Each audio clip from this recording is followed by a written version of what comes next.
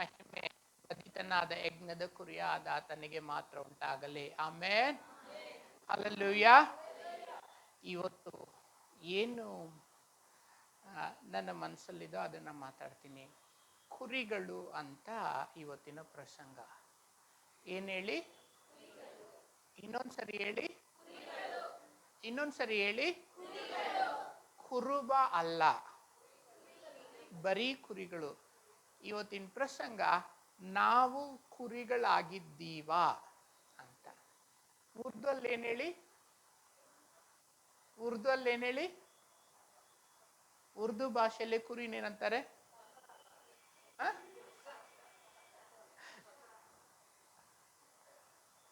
ಉರ್ದು ಅಲ್ಲಿ ಬಕ್ರಾ, ಹೆಣ್ಣು ಕುರಿನ ಬಕ್ರಿ ಅಂತಾರೆ. ನಾವು ಬಕ್ರಾಗಳಾಗಿದ್ದೀವಾ? ಇವತ್ತಿನ ಪ್ರಸಂಗ. ಸರಳವಾಗಿ ನಾನು ಮಾತಾಡಿ ಮುಗಿಸ್ತೀನಿ. ನಂಬರ್ 1, ನಾವು ಕುರಿಗಳಾಗಿದ್ದೀವಾ? ಕುರಿ ಏನ್ ಮಾಡುತ್ತೆ ಅಂತಂದ್ರೆ, ತನಗಿರೋಂತ ತನ್ನ ಜೀವಿತದ ಚೊಚ್ಚಲುತನನ ದೇವ್ರು ಕೊಡುತ್ತೆ. ಆ ಪೆನ್ ತಗೊಂಡು ಆಂಟಿ ಕೊಡು.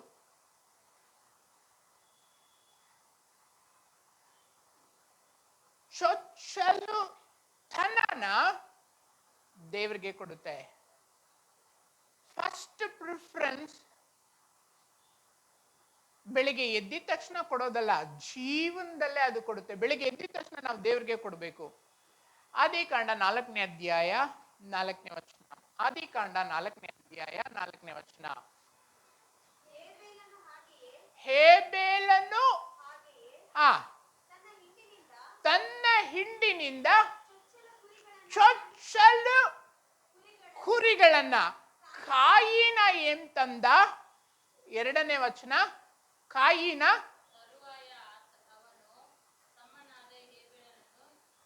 4ನೇದೇ 2ನೇ ವಚನ.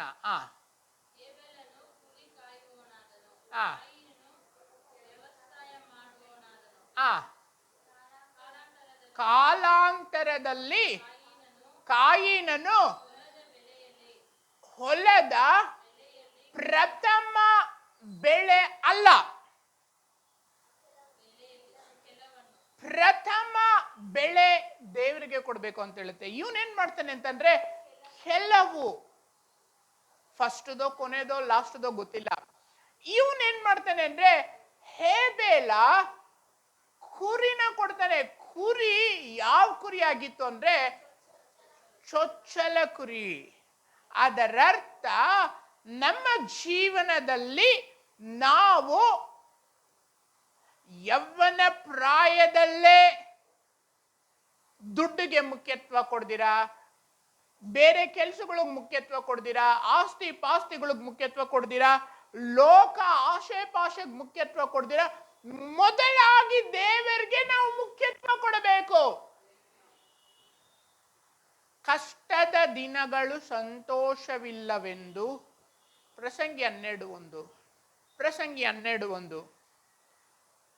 ಕಷ್ಟದ ದಿನಗಳು ಸಂತೋಷ, ನೀನು ಹೇಳುವ ವರ್ಷಗಳು ಸಮೀಪಿಸುವುದರೊಳಗಾಗಿ ಯೌವನದಲ್ಲಿಯೇ ನಿನ್ನ ಸೃಷ್ಟಿಕರ್ತನನ್ನು ಹಿಡಿದುಕೋ. ನೋ ಅವನು ಸೊಲೊಮೋನ ಮಾಡಿರುವಂತ ತಪ್ಪು ಅದೇ. ಸ್ಮರಿಸೋದಂದ್ರೇನು? ನಮ್ಮ ಅಪ್ಪ ಹಂಗಿದ್ರು, ನಮ್ಮ ಅಮ್ಮ ಹಿಂಗಿದ್ರು. ಸ್ಮರಿಸೋದಂದ್ರೆ ಅದೇ.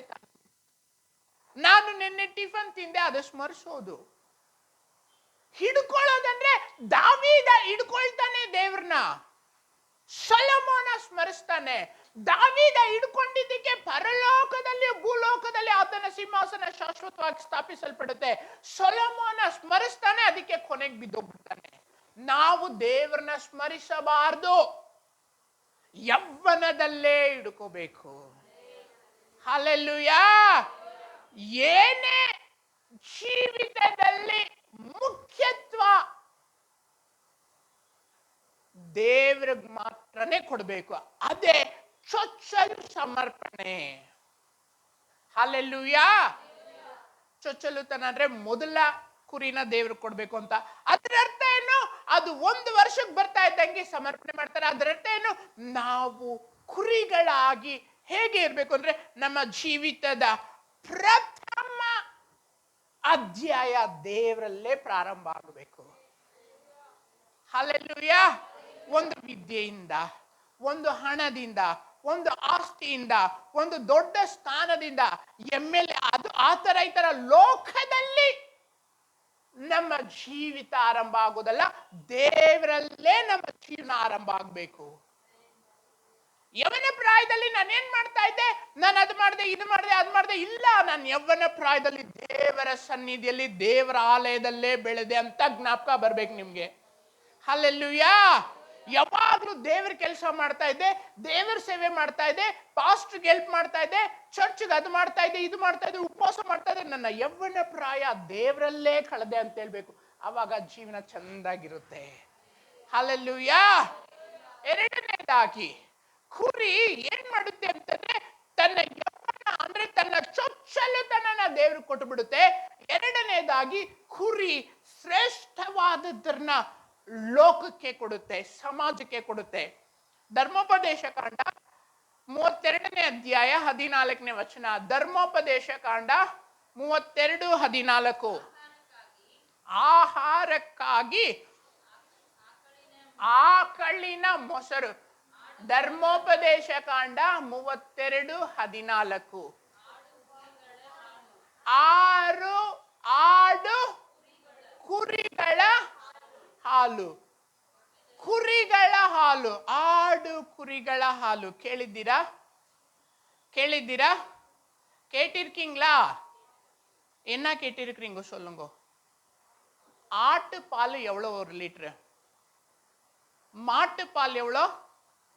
30 ரூபாய், 40 ரூபாய், 50 ரூபாய். ஆட்டு பால் 400 ரூபாய். எவ்வளோ? ஆட்டு பால் 400 ரூபாய். நீங்க ஆட்டு பாலை டெய்லி குடிச்சுங்கன்னாக்கா 60 வயசாயிருந்தாலும் 16 வயசு மாதிரி இருப்பீங்க. 60 வயசானாலும் 16 வயசு ஆட்டு பாலை குடிச்சக்கா. நீங்க ಜ್ಞಾನೋಕ್ತಿ 27 ಓದಿ, ಜ್ಞಾನೋಕ್ತಿ 27. ಸೊಲೊಮೋನ್ ಮನೆಯಲ್ಲಿ ಬರೀ ಮೇಕೆ ಹಾಲೇ ಇದ್ದಿದ್ದು, ಹಸುವಿನ ಹಾಲಿಲ್ಲ. ಜ್ಞಾನೋಕ್ತಿ, ನೀತಿಮೊಳಿಗಳು 27. ನಿನ್ನ ಊಟಕ್ಕೂ ಮನೆಯವರ ಆಹಾರಕ್ಕೂ ತಮಿಳು ಪಡಿಂಗೋ. வெள்ளாட்டு பால் உன் ஆகாரத்துக்கும் வீட்டாரின். சொலமோன் வீட்டுல என்ன இருந்ததுன்னாக்கா, மாட்டு பால் கிடையாது, ஆட்டு பால் தான் இருந்தது. ஆட்டு பால் குடிச்சக்கா கை கால் இப்படி இப்படி இப்படி இப்படி ஆகாது. 60 வயசு 18 வயசு மாதிரி இருக்கும் ஆட்டு பால் ಕುಡಿಚ. ಈ ತರ ಈ ಕರುವಿನ ಕುರಿಯ ಹಾಲು ಬೆಲೆ ಬಾಳುವಂಥದ್ದು. ಕೆಲವರಿಗೆ ಅದು ಗೊತ್ತೇ ಇಲ್ಲ. ಬೈಬಲ್ ಅಲ್ಲಿ ಇರುವಂಥದ್ದು ಇದು. ಆಕಳಿನ ಮೊಸರು, ಹಸುವಿನ ಮೊಸರು, ಕುರಿ ಮೇಕೆಗಳ ಹಾಲು. ಇದು ಏನ್ ಮಾಡುತ್ತೆ ಅಂದ್ರೆ, ಸಮಾಜಕ್ಕೆ ಶ್ರೇಷ್ಠವಾದದ್ದನ್ನ ಕೊಡುತ್ತೆ. ನಾವು ಸಮಾಜಕ್ಕೆ ಶ್ರೇಷ್ಠವಾದದ್ದನ್ನ ಕೊಡಬೇಕು. ಏನು ಅದು? ಯೋಹಾನ 7ನೇ ಅಧ್ಯಾಯ 37ನೇ ವಚನ. ಯೋಹಾನ 7:37.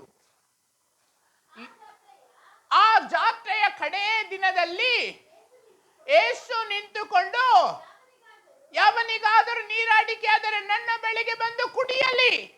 ನನ್ನನ್ನು ನಂಬಿದವನ ಹೊಟ್ಟೆಯಲ್ಲಿ ಶಾಸ್ತ್ರದಲ್ಲಿ ಹೇಳಿರುವ ಪ್ರಕಾರ ಜೀವಕರವಾದ ನೀರಿನ ಹೊಳೆಗಳು. ಈ ಹೊಳೆಗಳು ನೋಡಿ, ನನ್ನನ್ನು ನಂಬಿದವನ ಹೊಟ್ಟೆಯೊಳಗಿಂದ ಶಾಸ್ತ್ರದಲ್ಲಿ ಹೇಳಿರೋ ಪ್ರಕಾರ ಜೀವಕರವಾದ ನೀರಿನ ಹೊಳೆಗಳು. ಅಂದ್ರೆ ಏನು? ಪರಿಶುದ್ಧಾತ್ಮನ ವರಗಳು. ಈ ಮೇಕೆ ಏನ್ ಕೊಡುತ್ತೆ? ಹಾಲು ಕೊಡುತ್ತೆ. ಕುರಿ ಏನ್ ಕೊಡುತ್ತೆ ಅಂದ್ರೆ ಹಾಲು ಕೊಡುತ್ತೆ. ಬೆಲೆ ಬಾಳುವಂತ ಹಾಲು. ಏನ ಬೆಲೆ ಬಾಳುವಂತ ಹಾಲು? ಪರಿಶುದ್ಧಾತ್ಮನ ವರಗಳು. ನಾವು ಸಮಾಜಕ್ಕೆ ಏನ್ ಮಾಡ್ಬೇಕು ಅಂತಂದ್ರೆ, ನಾವು ವರಗಳನ್ನ ಕೊಡುವಂತವರಾಗಿರ್ಬೇಕು. ನಮ್ಮ ಪ್ರಾರ್ಥನೆಯಿಂದ, ನಮ್ಮ ವರಗಳಿಂದ, ಪರಿಶುದ್ಧಾತ್ಮನ ವರಗಳಿಂದ ಸಮಾಜ ಆಶೀರ್ವದಿಸಲ್ಪಡುತ್ತೆ. ಹಸುವಿನ ಹಾಲು ನಾರ್ಮಲ್ ಆಗಿ ಎಲ್ಲ ಕಡೆ ಸಿಗುತ್ತೆ. ಕುರಿಯ ಹಾಲು, ಮೇಕೆ ಹಾಲು ಸಿಕ್ಕಲ್ಲ. ಅದು ಎಲ್ಲಿ ಸಿಗುತ್ತೆ ಅಂದ್ರೆ ದೇವರ ಮಕ್ಕಳಲ್ಲಿ ಮಾತ್ರ. ಮೇಕೆ ಹಾಲು ಅಂದ್ರೆ ಏನು, ಕುರಿ ಹಾಲು ಅಂತಂದ್ರೇನು, ಪರಿಶುದ್ಧಾತ್ಮನ ವರಗಳು. ನಿಮ್ಮಲ್ಲಿ ರೋಗ ವಾಸಿ ಮಾಡೋದಿರುತ್ತೆ, ದೇವ್ರು ಕೊಟ್ಟಿರ್ತಾರೆ, ಪಕ್ಕದಲ್ಲಿ ಹೋಗಿ ಒಂದು ಪ್ರಾರ್ಥನೆ ಮಾಡಿದ್ರೆ ಅವರಲ್ಲಿ ಬಿಡುಗಡೆ ಆಗುತ್ತೆ. ಕರೆಕ್ಟ್ ತಾನೆ? ಡಾಕ್ಟ್ರು ಕೆಲವು ಟೈಮಲ್ಲಿ ಕೊಡಕ್ಕಾಗ್ದಿರುವಂತದ್ದು ದೇವರ ಮಕ್ಕಳು ಕೊಡ್ತಾರೆ. ಹಲ್ಲೆಲೂಯಾ. ಅದಕ್ಕೋಸ್ಕರ ಶ್ರೇಷ್ಠವಾದಂತ ಹಾಲು ಅಂದ್ರೆ ಪರಿಶುದ್ಧಾತ್ಮನ ವರಗಳನ್ನ ನಾವು ಕೊಡಬೇಕು. ನೀನು ಕುರಿಯಾಗಿದ್ರೆ நீ உண்மையான ஆடா இருந்தா அடுத்தவங்களுக்கு நீ கொடுப்பே. என்னது? பரிசுத்த ஆவியின் வரங்களே. ஹல்லேலூயா. நம்பர் 3, மூன்றாவது, 1 சாமுವೇಲ 16ನೇ ಅಧ್ಯಾಯ 13ನೇ ವಚನ. 16, 13. 1 ಸಾಮುವೇಲ 16, 13. ಎಣ್ಣೆಯ ಕೊಂಬನ್ನು ತೆಗೆದುಕೊಂಡು ಅವನನ್ನು ಅವನ ಸಹೋದರರ ಮಧ್ಯದಲ್ಲಿಯೇ ಅಭಿಷೇಕಿಸಿದನು. ಕುರಿಗಳು ಏನ್ ಮಾಡ್ತವೆ ಅಂತಂದ್ರೆ, நம்பர் 1, சொச்சலுத்தனான தேவரு போட்டுவிடுते. சில பேர் சொல்றாங்க, நான் ரிட்டையர்ட் ஆயிட்டு பேருக்கு நான் ஊழியத்துக்கு வரேன்ட்டு சொல்றாங்க. சில பேர் இப்படி சொல்றாங்க, என் பொண்ணு கல்யாணம் ஆயிட்டு பேருக்கு நான் சர்ச்சுக்கு வரேன்ட்டு சொல்றாங்க. சில பேர் இப்படி சொல்றாங்க, என் பையனுக்கு கல்யாணம் ஆயிட்டு பேருக்கு வரான்ட்டு சொல்றாங்க. சில பேர் இப்படி கூட சொல்றாங்க, என் கடை தீந்து பேருக்கு நான் சர்ச்சுக்கு வரேன்ட்டு சொல்றாங்க. ಅದು ಅಪ್ಪಿ ಅಲ್ಲೇ ಫಸ್ಟ್ ಫ್ರೂಟ್ ಆಗಿ ಕುರಿಗಳು ದೇವರಿಗೆ ತಮ್ಮನ್ನೇ ಕೊಡ್ತಾವೆ. ಹಲ್ಲೆಲೂಯಾ. ಎರಡನೇದಾಗಿ ಏನ್ ಕೊಡುತ್ತೆ? ಶ್ರೇಷ್ಠ ಹಾಲನ್ನ ಕೊಡುತ್ತೆ ಸಮಾಜಕ್ಕೆ. ನೀವು ಕುರಿಗಳಾಗಿದ್ರೆ ಅಕ್ಕಪಕ್ಕದಲ್ಲಿರುವಂತವ್ರಿಗೆ ಪರಿಶುದ್ಧಾತ್ಮನ ವರಗಳನ್ನ ಕೊಡ್ತೀರಾ. ನೀವು ಪ್ರವಾದನೆಗಳು ಹೇಳ್ತೀರಾ, ನೀವು ರೋಗಗಳನ್ನ ವಾಸಿ ಮಾಡ್ತೀರಾ, ಮಾತ್ರನೇ ಹೇಳ್ತೀರಾ, ವಾಕ್ಯಗಳ ಮೂಲಕ ಅವ್ರನ್ನ ಸಂತೈಸ್ತೀರಾ. ಮೂರನೇ ವಿಚಾರ ಏನಂದ್ರೆ ಅಧಿಕಾರ ಕೊಡುವಂತ ಕೊಂಬು. ದೇವರು ಸಮುವೇಲ ದಾವಿದ ಇದು 3 நான் பேசல. ஆண்டவரை பத்தி நான் பேசல, ಸಮುವೇಲ ಪತಿ பேசல, ದಾವಿದ ಪತಿ பேசல. ಅವನು ಕೊಂಬು ತಕೊಂಡು ಅಭಿಷೇಕ ಮಾಡ್ತಾನಲ್ಲ, ಅದ್ರ ಬಗ್ಗೆ ಮಾತಾಡ್ತೀನಿ. ಹೇಗೆ ಅಭಿಷೇಕ ಮಾಡ್ದ? ಸಮುವೇಲ ದಾವಿದನ್ನ ದಾವಿದ ಬರೋದನ್ನ ನೋಡ್ಬಿಟ್ಟು ಇವನೇ ಎದ್ದು ಅಭಿಷೇಕ ಮಾಡು ಅಂತಂದ್ರೆ, ಇಲ್ಲಿ ಇಟ್ಟಿದ್ದಂತ ಇಲ್ಲಿ ತಗ್ಲಾಕೊಂಡಿರ್ತಾರೆ. ಏನ್ ತಗ್ಲಾಕೊಂಡಿರೋದು? ಇದೇನಿದು? ಈ ತರ ಬಾಟ್ಲ್ ₹1,00,000 ಕೊಟ್ರು ಆಗಿನ ಕಾಲದಲ್ಲಿ ಸಿಗ್ತಾ ಇರ್ಲಿಲ್ಲ. ಕರೆಕ್ಟ್ ತಾನೆ? ಪ್ಲಾಸ್ಟಿಕ್ ಬಾಟ್ಲ್ಗಳೇ ಇರ್ತಾ ಇರ್ಲಿಲ್ಲ. ಅದಿರ್ಲಿ ಬಿಡಿ, ಗ್ಲಾಸ್ ಬರುತ್ತಲ್ಲ, ಗಾಜೊಪ್ಪಿಂದು, ಅದೂ ಅಪರೂಪ ಆಗಿನ ಕಾಲದಲ್ಲಿ. ಆಗಿನ ಕಾಲದಲ್ಲಿ ಬ್ಯಾಗ್ ಇತ್ತು. ಏನ್ ಬ್ಯಾಗು? தோல் பேக். அதுல எண்ணெய் போட்டு வைக்க முடியாது.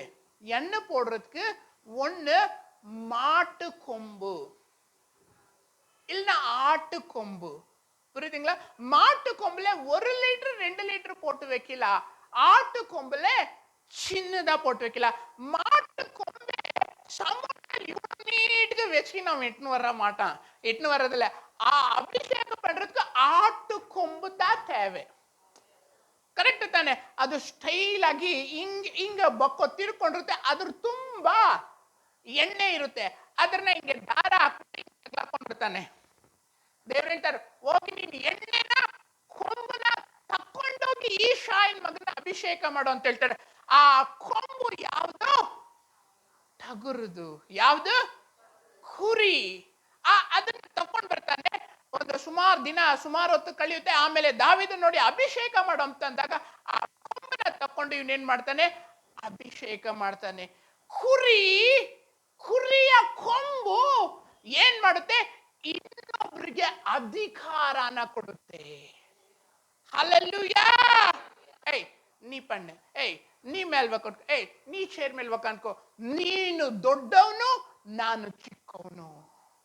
ಸಮುವೇಲ ಹೋಗಿ ಸಮುವೇಲನ್ಗಿಂತಲೂ ದೊಡ್ಡದಾಗಿ ಮೊದಲನೇದಾಗಿ ದಾವೀದನ್ನ ಅಭಿಷೇಕ ಮಾಡ್ತಾನೆ. ಸಮುವೇಲನ್ ಸಿಂಹಾಸನ ಪರಲೋಕದಲ್ಲಿಲ್ಲ, ಸಮುವೇಲನ್ ಸಿಂಹಾಸನ ಭೂಲೋಕದಲ್ಲಿಲ್ಲ. ದಾವೀದನ್ ಸಿಂಹಾಸನ ಭೂಲೋಕದಲ್ಲಿದೆ ಶಾಶ್ವತವಾಗಿ, ದಾವೀದನ್ ಸಿಂಹಾಸನ ಪರಲೋಕದಲ್ಲಿದೆ ಶಾಶ್ವತವಾಗಿ. ಇಂಥ ಅಭಿಷೇಕ ಮಾಡ್ಲಿಕ್ಕೆ ಸಮುವೇಲ ಹೋಗ್ತಾನೆ. ಏನಕ್ಕೆ? ಏನ್ ತಕೊಂಡೋಗ್ತಾನೆ? ಕೊಂಬು. ಕೊಂಬಲ್ಲಿ ಎಣ್ಣೆ, ಆ ಕೊಂಬಿನ ಎಣ್ಣೆ. ಅದರ ಅರ್ಥ ಏನು? ಕುರಿಯ ಕೊಂಬು ಏನ್ ಮಾಡುತ್ತೆ? ಅಭಿಷೇಕ, ಅಧಿಕಾರ ಕೊಡುತ್ತೆ. ನೋಡಿ, ಈ ಚರ್ಮದ தோல் பேக் வருதுங்களே, அதில் எடுத்து அவன் அபிஷேகம் பண்ணக்க அது வேல்யூ இருக்காது. கொம்புல தான் அபிஷேகம் பண்ணணும். ஹல்லேலூயா. சவுலே கொம்புல அபிஷேகம் பண்ணல, தாவீதே தான் கொம்புல அபிஷேகம் பண்றான். ஹல்லேலೂಯಾ. ಅದರ ಅರ್ಥ ಏನು? ಕೊಂಬು ಅಧಿಕಾರ ಕೊಡುತ್ತೆ ಇನ್ನೊಬ್ಬರಿಗೆ. ನೀವು ಕುರಿಗಳಾಗಿದ್ದೀರಾ? ನೀವು ಕುರಿಗಳಾಗಿದ್ರೆ ಇನ್ನೊಬ್ಬರಿಗೆ ಅಧಿಕಾರ ಕೊಡ್ತೀರಾ.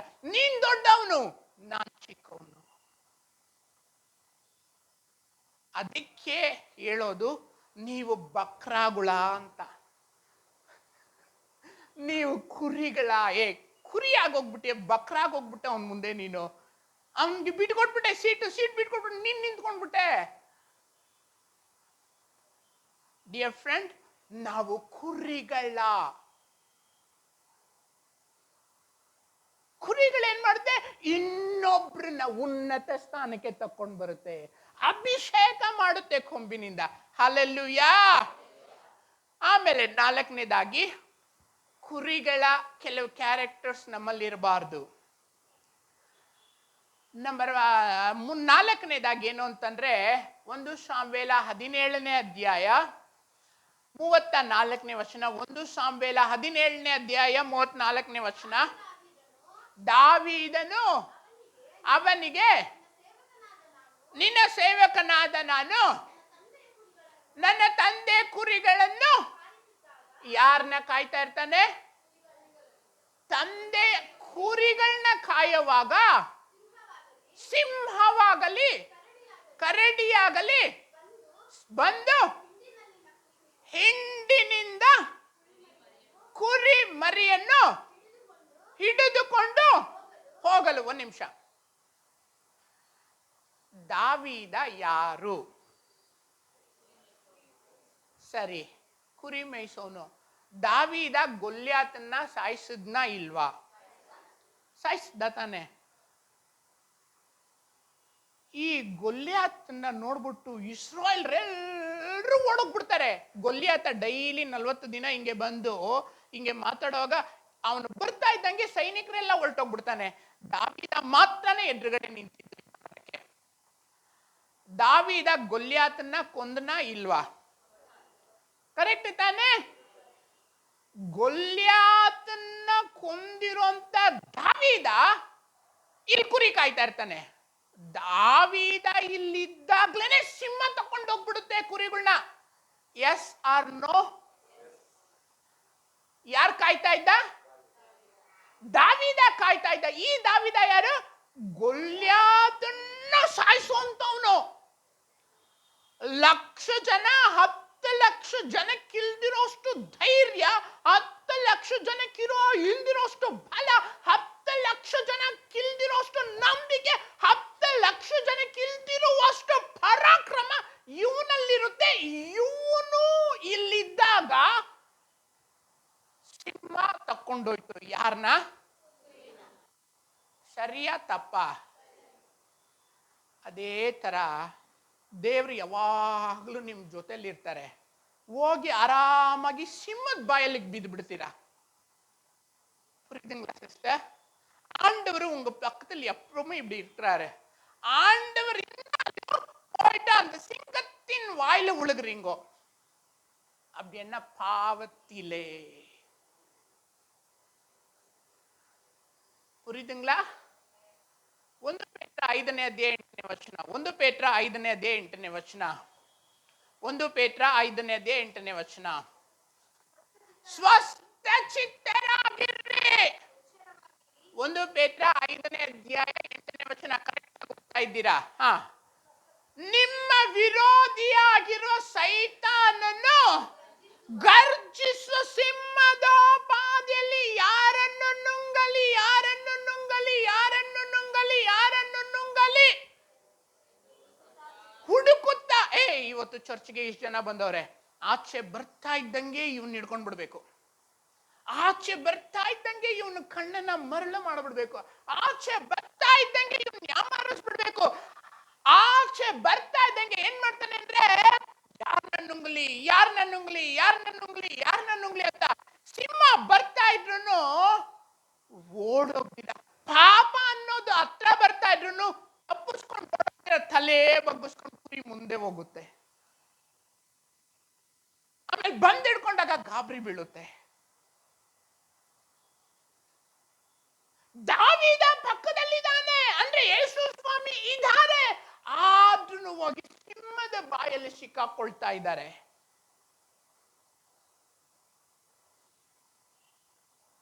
ಅದಕ್ಕೆ ಬೈಬಲ್ ಹೇಳುತ್ತೆ, ಸ್ವಸ್ಥ ಚಿತ್ತರಾಗಿರ್ರಿ, ಎಚ್ಚರವಾಗಿರಿ. ನಿಮ್ಮ ವಿರೋಧಿಯಾಗಿರೋ ಸೈತಾನನ ಗರ್ಜಿಸು ಸಿಂಹದೋಪಾದಿಯಲ್ಲಿ ನಿಮ್ಮನ್ನು ನುಂಗಲು ಹುಡುಕುತ್ತಾ ತಿರುಗುವನು. ನಾವು ಈ ತರ ಆಗಬಾರ್ದು. Hallelujah, hallelujah. ಆಮೇಲೆ 5ನೇದು ಕರೆಕ್ಟಾಗಿ ಕಣಕ್ ಕೊಟ್ಕೊಂಡ. 5ನೇದು, ಕುರಿ ಶ್ರೇಷ್ಠವಾದದ್ದನ್ನ ಕೊಡುತ್ತೆ ಸಮಾಜಕ್ಕೆ. ಎಂತದ್ ಕೊಡುತ್ತೆ? ಶ್ರೇಷ್ಠವಾದದ್ದು ಯಾವುದು? சொல்லுங்க பார்க்கலாம், சொல்லுங்க பார்க்கலாம். ಮುಡಿ, ಕೂದಲು. 1 ಸಾಮುವೇಲ 25ನೇ ಅಧ್ಯಾಯ 10ನೇ ವಚನ. 1 ಸಾಮುವೇಲ 25ನೇ ಅಧ್ಯಾಯ 10ನೇ ವಚನ. ನಾಬಾಲನು 1 ಸಾಮುವೇಲ 25:10. Correct, correct. ನಾಬಾಲನು ಅವರಿಗೆ, ದಾವೀದನ್ಯಾರು? ಈಶಾಯನ ಮಗನ್ಯಾರು?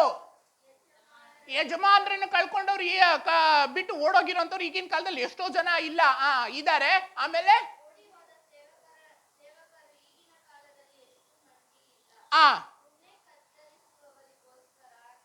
ಉಣ್ಣೆ ಕತ್ತರಿಸುವವರಿಗೋಸ್ಕರ ನಾನು ಸಿದ್ಧ ಮಾಡಿಟ್ಟಿರುವ ಮಾಂಸವನ್ನು, ಆಹಾರ.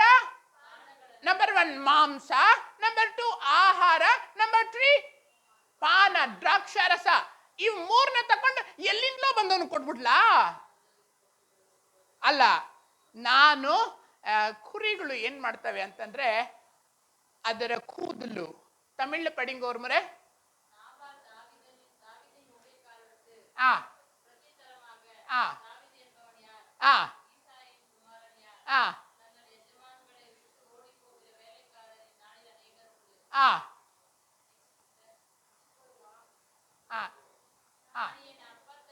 என் அப்பத்தையும் தண்ணீரையும் என் ஆடுகளை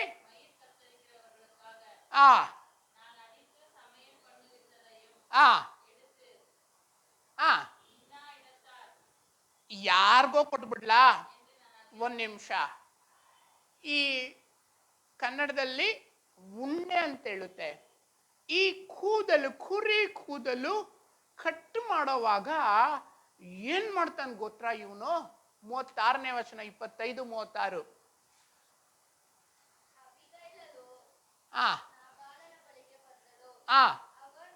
ಅವನು ತನ್ನ ಮನೆಯಲ್ಲಿ ಕೇಟ್ಕಂಗ ಎಲ್ಲ ರಾಜರಂತೆ ದೊಡ್ಡ ಹಬ್ಬ ಮಾಡಕ್ ಬಿಟ್ಟಿರ್ತಾನೆ. ದೊಡ್ಡ ಹಬ್ಬ, ರಾಜರಂತೆ. ಏನಕ್ಕೆ ನಾಬಾಲ್ ಏನಕ್ಕೆ ಈ ಹಬ್ಬ ಮಾಡ್ತಾ ಇದ್ದೀಯ ಅಂತಂದ್ರೆ, ನಾನು ಉಣ್ಣೆ ಕತ್ತರಿಸ್ತಾ ಇದ್ದೇನೆ. அப்படியான எவ்வளோ பணம் இவனுக்கு வரும்.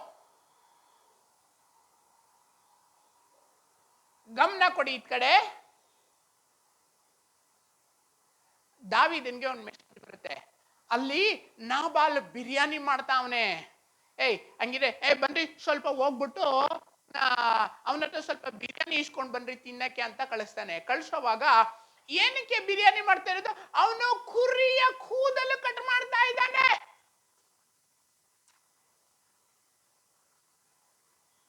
ಕುರಿಯ ಕೂದಲು ಕಟ್ ಮಾಡುವಾಗ ಮನೆಯಲ್ಲೆಲ್ಲ ಹಬ್ಬನೇ.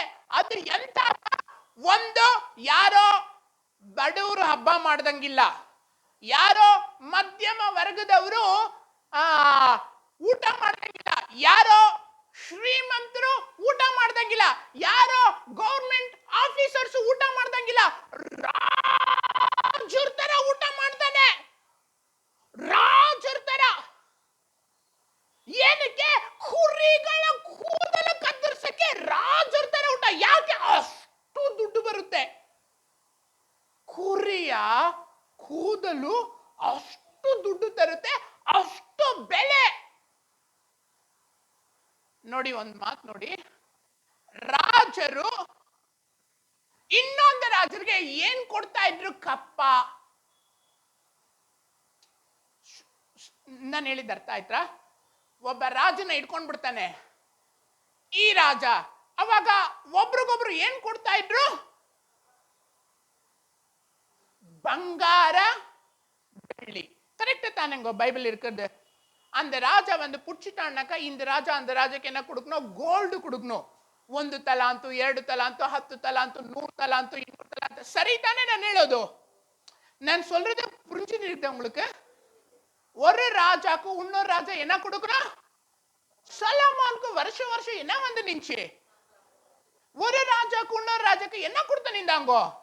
தங்கத்தா கொடுத்து. ஆனா பைபிள்ல பாருங்கோ, 2 ராஜாக்கள் 3 அத்தியாயம் 4 வசனம், 2 அரசு 3ನೇ ಅಧ್ಯಾಯ 4ನೇ ವಚನ. ಮೋವಾಬ್ಯರ ಅರಸನಾದ ಮೇಷನೆಂಬವನು ಇಸ್ರಾಯೇಲ್ಯರ ಅರಸನಿಗೆ, ಎಲ್ಲರೂ ಕೇಳಿಸ್ಕೊಳ್ಳಿ, 1,00,000 ಕುರಿಗಳ, 1,00,000 ಟಗರುಗಳ ಉಣ್ಣೆಯನ್ನು ಕಬ್ಬವಾಗಿ ಕೊಡುತ್ತೆ. ತಮಿಳು ಪಡೆಂಗೋ ಇಪ್ಪ ಮೇಷ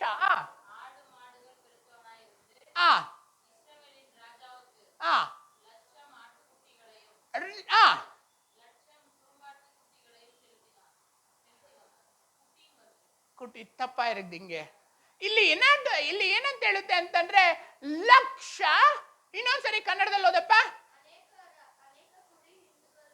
ಅನೇಕ ಕುರಿ ಹಿಂಡುಗಳುಳ್ಳವನಾಗಿದ್ದಂತ ಮೋವಾಬ್ಯರ ಅರಸನಾದ ಮೇಷನೆಂಬನು 1,00,000 ಕುರಿಗಳ ಉಣ್ಣೆಯನ್ನು, 1,00,000 ಅಂದರೆ ಗಂಡು ಕುರಿಗಳು, 2,00,000 ಕುರಿ ಟಗರುಗಳ ಕೂದಲನ್ನ ಕೊಡ್ತಾ ಇದ್ದ.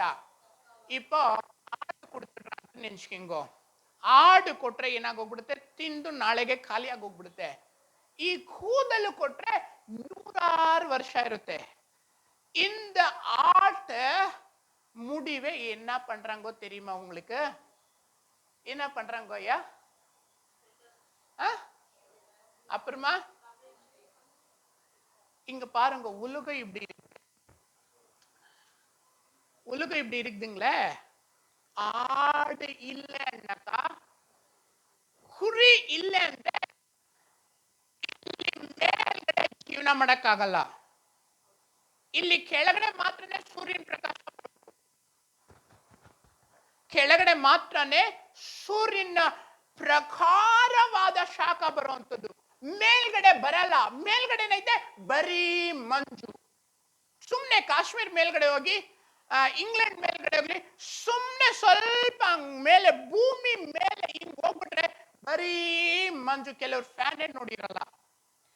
ಎಸಿ ಅಂದ್ರೆ ಏನು ಅಂತ ಅವ್ರಿಗೆ ಗೊತ್ತೇ ಇರಲ್ಲ. ಯಾಕೆಂದ್ರೆ 24 ಗಂಟೆ ಅವ್ರು ಎಸಿಯಲ್ಲೇ ಇರ್ತಾರೆ. ಯಾಕೆ? ಮಂಜಲ್ಲಿ. ಅಲ್ಲಿ ಕುರಿಗಳ ಉಣ್ಣೆ ಇಲ್ಲ ಅಂದ್ರೆ ಜೀವನನೇ ಮಾಡಕ್ಕಾಗಲ್ಲ. ಎಬ್ಡಿ ಹಂಗ போடுறாங்களே துணி, அது உள்ள பாருங்க. எங்க கோட்டு ஒண்ணும் இதில்லை. அந்த நாட்டில் இருக்கிற இந்த கோட் ஃபுல்லு என்ன இருக்கும்னாக்கா ஆட்டு. இப்போ என்ன பண்ணிட்டு இருக்காங்க, ஃபர்ஸ்ட் ரஃபா வந்துச்சு, இப்போ ரொம்ப சாஃப்டா பண்ணி பண்றாங்க, அத்தவே ஸ்மூத்தா பண்ணி அத்தவே கோட் உள்ள போடுறாங்க. போட்டுனாக்கா எவ்வளவு குளிர் இருந்தாலும் வேறு ತಣ್ಣಿ வந்துடும். ಆ ಕುರಿಗಳು ಏನ್ ಮಾಡ್ತವೆ ಅಂತಂದ್ರೆ, ಕುರಿಗಳು ತಮ್ಮಲ್ಲಿರುವಂತ ಉಣ್ಣೆ ಅಂದರೆ ತಮ್ಮಲ್ಲಿರೋ ಕೂದಲನ್ನ ಕೊಟ್ಟು ಪ್ರಪಂಚನ ತೃಪ್ತಿ ಪಡಿಸುತ್ತೆ. இப்ப வர கம்பளி எல்லாம் டூப்ளிகேட் கம்பளிங்கோ, பெட்ஷீட்டுங்கோ.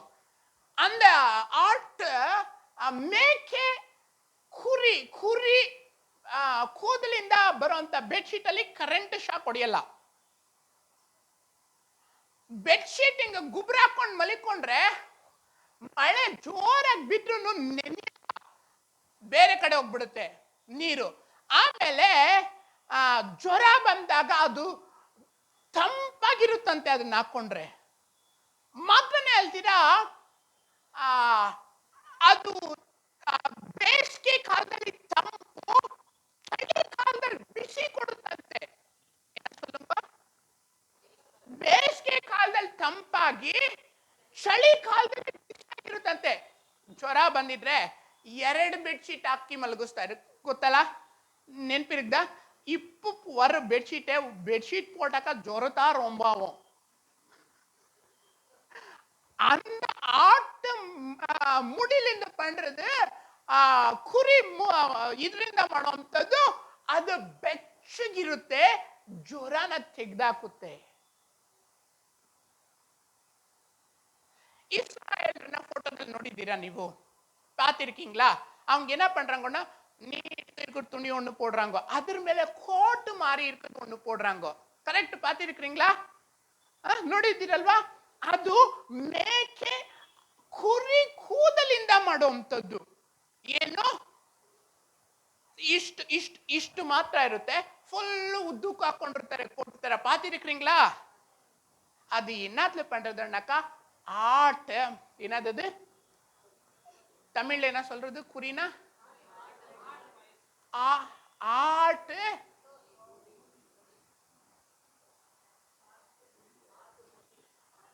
அந்த ಇದಳ್ಳು பண்றது. ಇದು ಎಷ್ಟು ಬೆಲೆ ಬಾಳೋದು ಅಂತಂದ್ರೆ ಅಷ್ಟು ಬೇಗ ಕಿತ್ತೋಗಲ್ಲ, ಅಷ್ಟು ಬೇಗ ಸೌದೋಗಲ್ಲ. ಬಿಸಿಲಿಗೂ ಮಳೆಗೂ ಚಳಿಗೂ ಮಾತ್ರನೇ ಅಲ್ದಿರ ಎಲ್ಲ ವಿಧವಾದ ಆರೋಗ್ಯಕ್ಕೂ ಇದು ಹೆಲ್ಪ್ ಮಾಡುತ್ತೆ. ಏನು? ಕುರಿಯ ಕೂದಲು. ಅದು ಎಷ್ಟು ಬೆಲೆ? ಬಂಗಾರದ ಬೆಲೆಯಾಗಿ ಅದು ಮಾರಾಟ ಮಾಡ್ತಾ ಇದ್ದ. ಒಬ್ಬ ರಾಜ, ಮೊವಾಬ್ಯರ ಅರಸನಾದ ಮೇಷ್, ಇಸ್ರಾಯೇಲ್ ರಾಜನ್ಗೆ 1,00,000 ಕುರಿ, 1,00,000 ಗಂಡು ಕುರಿ, 2,00,000 ಕುರಿಗಳ ಕೂದಲನ್ನ ಕೊಡ್ತಾನೆ 1 ವರ್ಷಕ್ಕೆ. ಯಾಕೆ? ಅದು ಅಷ್ಟು ಬೆಲೆ ಬಾಳುವಂಥದ್ದು. ಅದು ತೃಪ್ತಿಯಾಗಿ ಮನುಷ್ಯನ ಸಮಾಧಾನವಾಗಿಡುತ್ತೆ. ಡಿಯರ್ ಫ್ರೆಂಡ್, ನೀನು ನಿನ್ನ ನೆರೆಯವ್ರನ್ನ, ನೀನು ನಿನ್ನ ಸಭೆಯವ್ರನ್ನ ನಿನ್ನಲ್ಲಿರುವಂತ ಶ್ರೇಷ್ಠವಾದದನ್ನ ಕೊಟ್ಟು ತೃಪ್ತಿಪಡಿಸು. ಕ್ರಿಸ್ತನ್ ಇಲ್ಲದೆ. ಹಾಗಿದ್ರೆ ನಮ್ಮಲ್ಲಿರುವಂತಹ ಶ್ರೇಷ್ಠವಾದದ್ದು ಯಾವುದು? ನಮ್ಮಲ್ಲಿರೋ ಶ್ರೇಷ್ಠವಾದದ್ದು ಒಂದೇ, ಅದು ಯೇಸು ಕ್ರಿಸ್ತನೇ. ಅದೇ ಕುರಿಗಳ ಉಣ್ಣೆ, ಬೆಲೆ ಕಟ್ಟಲಾರ್ದಂತ ವಸ್ತು ಅದೇ. ಅದೇನ್ ಮಾಡುತ್ತೆ ಅಂದ್ರೆ ತನ್ನಲ್ಲಿರುವಂತದ್ರನ್ನ ಕೊಟ್ಟು ಸಮಾಜಕ್ಕೆ, ತನ್ನ ದೇಹದಲ್ಲಿರುವಂತದ್ರನ್ನ ಕೊಟ್ಟು ಲೋಕನ ಸಂತೃಪ್ತಿ ಪಡಿಸುತ್ತೆ. ನೀನು ಕೊಡ್ತಾ ಇದ್ದೀಯಾ? ಹಲ್ಲೆಲೂಯಾ! ನೀನು ಯೇಸು ಸ್ವಾಮಿನ ತೆಗೆದು ಕೊಡ್ತಾ ಇದೀಯ ಪ್ರಪಂಚಕ್ಕೆ. ಬೆಲೆ ಕಟ್ಟಲಾರ್ದಂತ ಉಣ್ಣೆ. ಆ ಉಣ್ಣೆ ಕತ್ತರಿಸುವಾಗ ಏನ್ ನಡೆಯುತ್ತೆ ಅಂದ್ರೆ ದೊಡ್ಡ ಹಬ್ಬ ನಡೆಯುತ್ತೆ. ಏನು ಉಣ್ಣೆ ಕತ್ತರಿಸೋದು? ಕ್ರಿಸ್ತನ ಯಜ್ಞ. ಅಂದರೆ ಯಜ್ಞದ ಕುರಿಯಾದ ಆತನು ಕಲ್ವಾರಿಯಲ್ಲಿ ತನ್ನ ಪ್ರಾಣನ ಕೊಡ್ತಾನೆ. ಅದು ಶ್ರೇಷ್ಠ ಹಬ್ಬವಾಗಿ ಪ್ರಪಂಚಕ್ಕೆ ಮಾರ್ಪಡುತ್ತೆ. ಯಾಕೆ? ಪಾಪದಿಂದ ಬಿಡುಗಡೆ, ದರಿದ್ರತನದಿಂದ ಬಿಡುಗಡೆ, ಶಾಪದಿಂದ ಬಿಡುಗಡೆ, ರೋಗಗಳಿಂದ ಬಿಡುಗಡೆ, ಎಲ್ಲವುಗಳಿಂದ ಬಿಡುಗಡೆ ಕ್ರಿಸ್ತನಿಂದ ಬರುತ್ತೆ. ಲೋಕಕ್ಕೆ ಕೊಡಬೇಕು. ಆಗ್ಲೇ ಪ್ರಪಂಚದಲ್ಲಿರುವಂತ ಲೌಕಿಕ ನಿನ್ನಿಂದ ತೃಪ್ತಿ ಹೊಂದಲಿಕ್ಕೆ ಸಾಧ್ಯ, ನಿನ್ನಿಂದ ಸಮಾಧಾನ ಹೊಂದಲಿಕ್ಕೆ ಸಾಧ್ಯ, ನಿನ್ನಿಂದ ಸಂತೋಷ ಹೊಂದಲಿಕ್ಕೆ ಸಾಧ್ಯ. ಯಾಕೆಂದ್ರೆ ಲೋಕವು ಕೊಡದ ಶಾಂತಿ ಕ್ರಿಸ್ತನು ಮಾತ್ರನೇ ಕೊಡುವಂಥದ್ದು. Hallelujah, hallelujah. ಅದು ಏನ್ ಕೊಡುತ್ತೆ? ತನ್ನಲ್ಲಿರೋ ಶ್ರೇಷ್ಠವಾದದ್ದನ್ನ ಪ್ರಪಂಚಕ್ಕೆ ಕೊಡುತ್ತೆ. ನಮ್ಮಲ್ಲಿರೋ ಶ್ರೇಷ್ಠವಾದದ್ದು ಕ್ರಿಸ್ತನು ಮಾತ್ರನೇ. ನಾವು ಲೋಕಕ್ಕೆ ಕೊಡಬೇಕಾಗೈತೆ, ಲೋಕನ ಬೆಚ್ಚಗಿರ್ಬೇಕಾಗೈತೆ, ಲೋಕನ ಸಮಾಧಾನ ಪಡಿಸ್ಬೇಕಾಗೈತೆ, ಲೋಕನ ಸಂತೃಪ್ತಿ ಪಡಿಸ್ಬೇಕಾಗೈತೆ, ಲೋಕನ ನರಕದಿಂದ ತಪ್ಪಿಸ್ಬೇಕಾಗೈತೆ. ನಾವು ಕ್ರಿಸ್ತನ್ನ ಲೋಕಕ್ಕೆ ಕೊಡ್ಬೇಕಾಗೈತೆ. ಹಲ್ಲೆಲೂಯಾ. ಆಮೇಲೆ 5ನೇದ 6ನೇದ ಇದು 6ನೇದು ಅದು ಏನ್ ಮಾಡುತ್ತೆ ಅಂತಂದ್ರೆ, ಅದು ಕುರಿ ಹೇಗಿರುತ್ತೆ ಅಂದ್ರೆ, ಕೀರ್ತನೆ 23ನೇದೇ 1ನೇ ವಚನ. ಕೀರ್ತನೆ 23ನೇದೇ 1ನೇ ವಚನ. ಕರೆಕ್ಟ್. ಕೀರ್ತನೆ 23ನೇ ಅಧ್ಯಾಯ ಬೈಬಲ್ ಅಲ್ಲಿರುವಂತಹ ಶ್ರೇಷ್ಠ ಅಧ್ಯಾಯ. ಅಷ್ಟೇ ಒಂದು ನಿಮಿಷ. அந்த வசனத்தை நான் ப்ரீச் பண்றதில்லை. சங்கீதம் 23 நான் பேசுறதில்லை. ஒரு லைன் மட்டும் எடுத்துக்கிறேன், அவ்வளோதான். 1 செகண்ட் மட்டும். அது படிக்க ப்ரீச் பண்ணணும்னாக்கா பல மணி கணக்கில் ப்ரீச் பண்ணணும். ஒரே ஒரு அதிகாரம், 23 அதிகாரம். அதுக்காக அதை தொடர்றதில்லை. ஆனால் 1 லைன் மட்டும் எடுக்கிறேன். ಕುರಿಗಳು ಏನ್ ಮಾಡ್ತಾವ ಗೊತ್ತಾ? ಕೀರ್ತನೆ 23:1, ಕರ್ತನು ನನಗೆ ಕುರುಬನು. ಕುರಿಗಳು ಏನ್ ಮಾಡ್ತಾವ ಗೊತ್ತಾ? ತನಗಿರೋದ್ರಲ್ಲೇ ಸಂತೃಪ್ತಿ ಪಡುತ್ತೆ. ಹಲ್ಲೆಲೂಯಾ சொல்ல மாட்டீங்களா? ಕುರಿಗಳು ಏನ್ ಮಾಡುತ್ತೆ? ನನಗಿರೋದ್ರಲ್ಲೇ ಸಮಾಧಾನ ಹೊಂದುತ್ತೆ. ಏನು? ಅದಕ್ಕೇನು ಕೊಡ್ತಾನೋ, ಅಲ್ಲೆಲ್ಲಿ ಮೇಯಿಸ್ತಾನೋ, ಎಷ್ಟು ಕೊಡ್ತಾನೋ, ಹೇಗೆ ಮಲಗಿಸ್ತಾನೋ, ಯಾವ ಹೊಟ್ಟೆಯಲ್ಲಿ ಇಡ್ತಾನೋ, ಅದೇನಂತ ಹೇಳ್ತಾರೆ? ಕರ್ತರೆನ್ ಮೇಯ್ಪರ್ ನಾನ್ ತಾಳ್ಸಿ ಅಡೆ. ಕರ್ತನು ನನಗೆ ಕೊರತೆ ಬಿಡನಂತ ಸಮಾಧಾನ. ನನ್ಗದಿಲ್ಲ, ನನ್ಗದು ಬೇಕು, ಇದು ಬೇಕು ಅಂತ ಅದು ಓಡೋದಿಲ್ಲ. ನಿಜವಾದ ಕುರಿಗಳು ಹೇಗಿರ್ತವೆ ಅಂದ್ರೆ, ಕ್ರೈಸ್ತರು ದೇವರು ನನಗೆ ಕೊಟ್ಟದ್ದೇ ಶ್ರೇಷ್ಠ ಅಂತ ಹೇಳ್ಬಿಟ್ಟು ಅದು ತೃಪ್ತಿ ಹೊಂದುತ್ತೆ. ಡಿಯರ್ ಫ್ರೆಂಡ್, ನೀನು ಕುರಿಯಾಗಿದ್ರೆ ನಿನಗಿರೋದ್ರಲ್ಲೇ ಸಂತೃಪ್ತಿಯಾಗಿರು. ನಾನು ಬಡವನಾಗಿರಲು ಬಲ್ಲೆನು, ನಾನು ಐಶ್ವರ್ಯವಂತನಾಗಿರಲು ಬಲ್ಲೆನು, ನಾನು ಯಾವ ಪರಿಸ್ಥಿತಿಯಲ್ಲಿದ್ದರೂ ಎಂಥವನಾಗಿದ್ದರೂ ನನ್ನನ್ನು ಬಲಪಡಿಸುವ ಆತನಲ್ಲಿ ಇದ್ದುಕೊಂಡು ಎಲ್ಲದಕ್ಕೂ ಶಕ್ತನಾಗಿದ್ದೇನೆ ಅಂತ ಪೌಲ ಹೇಳ್ತಾನೆ. ಯಾರಿಗೆ? ಫಿಲಿಪ್ಪಿ ಅವ್ರಿಗೆ. ನನ್ನನ್ನು ಬಲಪಡಿಸಿ, ನಾನು ಬಡವನಾಗಿರಲು ಬಲ್ಲೆನು, ಐಶ್ವರ್ಯವಂತನಾಗಿರಲು ಬಲ್ಲೆನು. ಹೇಗೆ? ನನ್ನನ್ನು ಬಲಪಡಿಸುವ ಆತನಲ್ಲಿ ಇದ್ದುಕೊಂಡು ಎಲ್ಲದಕ್ಕೂ ಶಕ್ತನಾಗಿದ್ದೇನೆ. ಅದರರ್ಥ ಏನು? ನಮಗಿರೋದ್ರಲ್ಲಿ ನಾವು ಸಂತೃಪ್ತಿಯಾಗಿರ್ಬೇಕು. ಹೋಗಿ 10 ಲಕ್ಷ ಸಾಲ, 20 ಲಕ್ಷ ಸಾಲ, 50 ಲಕ್ಷ ಸಾಲ, ಏನಕ್ಕಪ್ಪ ಬೇಕಾಗಿತ್ತಿವೆಲ್ಲ? ಚರ್ಚ್ಗಳಲ್ಲಿ, ಮನೆಗಳಲ್ಲಿ ಬರ್ತಾರೆ, ಒಂದು ಮನೆ ಕಟ್ಟಿದೆ ಸಾಕು, ಒಂದು ಮನೆ ಏನಕ್ಕೆ ಅದ್ರ ಮೇಲೆ ಬಿಲ್ಡಿಂಗು, 2 ಮನೆ ಕಟ್ಟಿದೆ ಅದ್ರ ಮೇಲೆ ಏನಕ್ಕೆ ಸಾಕು, ಇನ್ನೊಂದು ಸೈಟ್ ಏನಕ್ಕೆ, ಸರಿ ಬಿಡು ಇರ್ಲಿ, ಒಂದು ಚೈನ್ ಕೊಟ್ಟವ್ರ, ಇನ್ನೊಂದು ಚೈನ್ ಏನಕ್ಕೆ, 100 ಗ್ರಾಮ್ ಆಯ್ತಾ, 200 ಗ್ರಾಮ್ ಏನಕ್ಕೆ ಬಂಗಾರ, ಏನಕ್ಕೆ ಸಾಲ, ಏನಕ್ಕೆ ವ್ಯಾಮೋಹ? ಕುರಿ ನೀನಾಗಿದ್ರೆ ನಿನಗಿರೋದ್ರಲ್ಲಿ ತೃಪ್ತಿ ಹೊಂದು. ಏನಕ್ಕೆ ಸಾಲಗಳು, ಏನಕ್ಕೆ ಬಡ್ಡಿಗಳು? 2 ಲಕ್ಷದಲ್ಲಿ ಮದುವೆ ಮಾಡು, ಯಾಕೆ 25 ಲಕ್ಷದಲ್ಲಿ ಮದುವೆ ಮಾಡ್ತೀಯಾ? ನಿನಗೆ ದೇವರು ಕೊಟ್ಟದ್ರಲ್ಲಿ ಸಂತೃಪ್ತಿಯಾಗಿರು.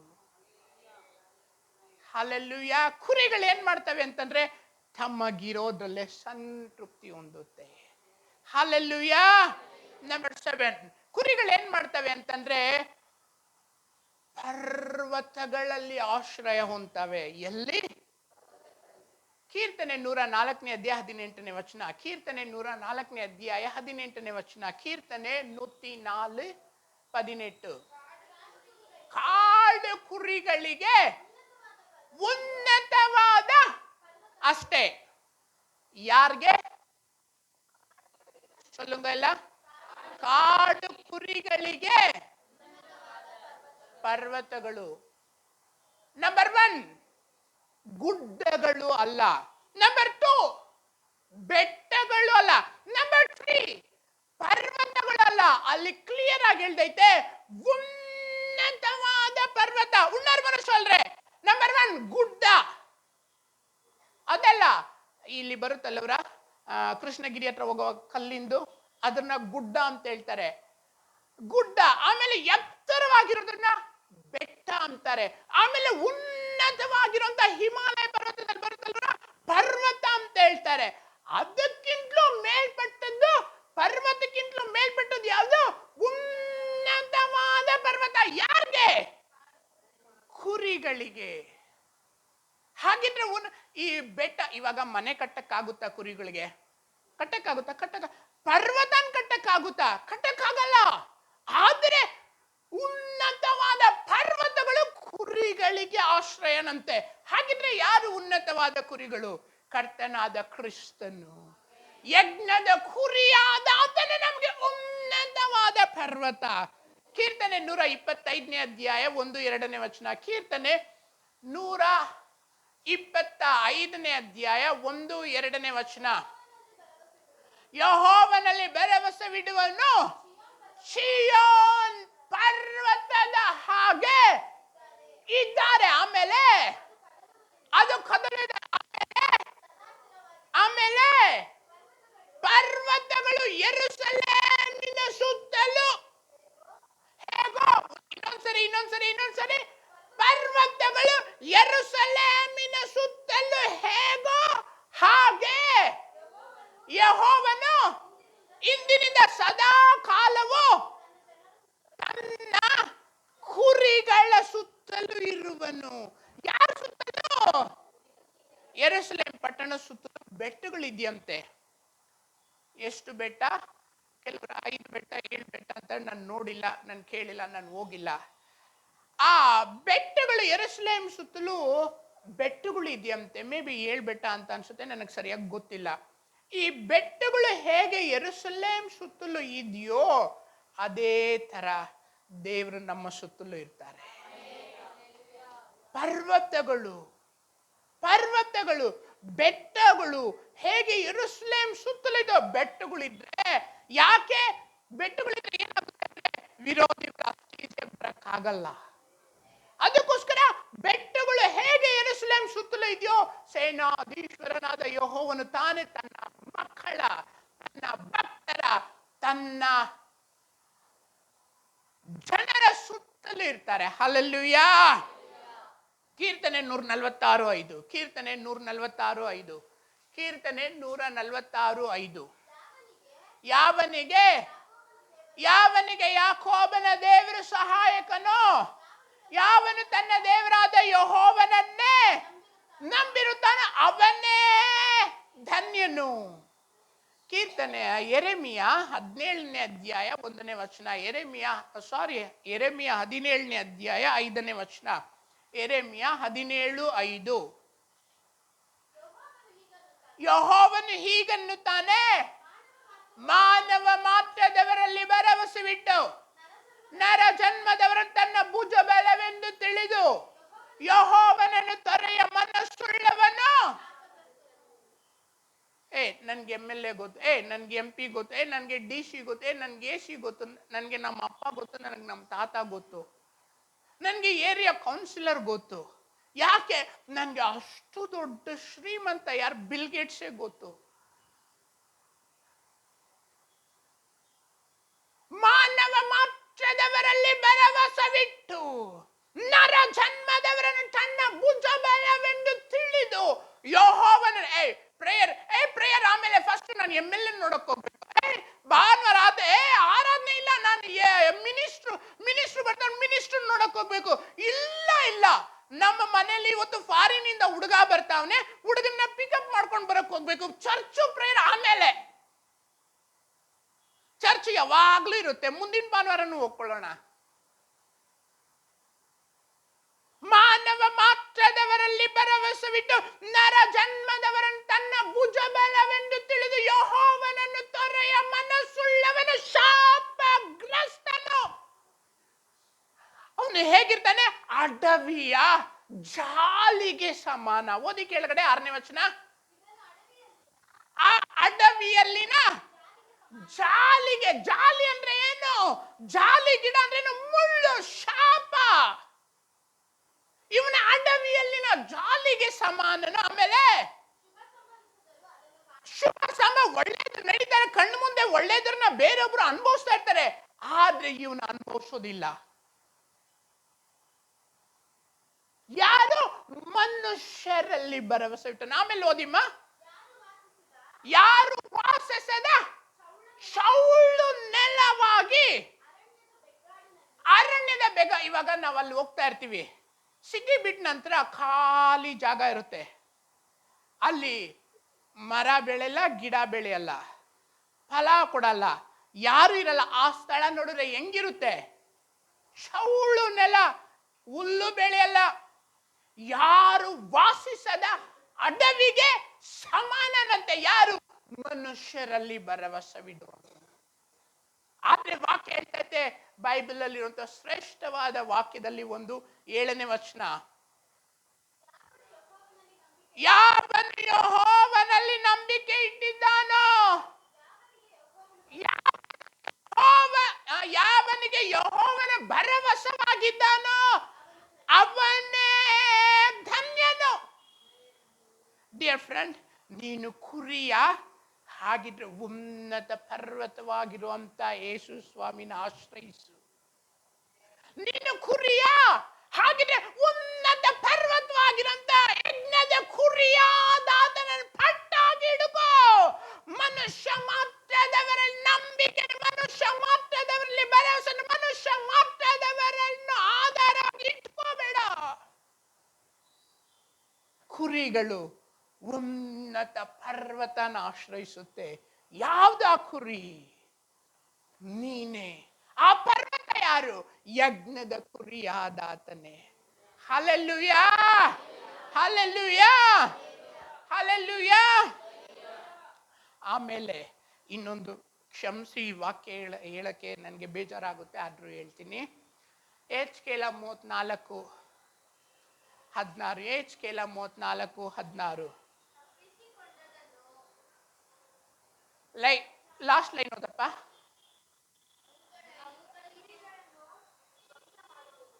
ಓದಿ ಓದಿ. ಇಲ್ಲ, 3 ಲೈನ್ ಬಿಟ್ಟು ಓದಿ. ಮುರಿದ ಅಂಗವನ್ನು ಕಟ್ಟುವೆನು, ಬಲಿತ ಕೊಬ್ಬಿದ ಕುರಿಗಳನ್ನು ಧ್ವಂಸ ಮಾಡುವೆನು. ಇನ್ನೊಂದ್ಸರಿ ಓದಿ. ಬಲಿತ ಕುರಿಗಳನ್ನು.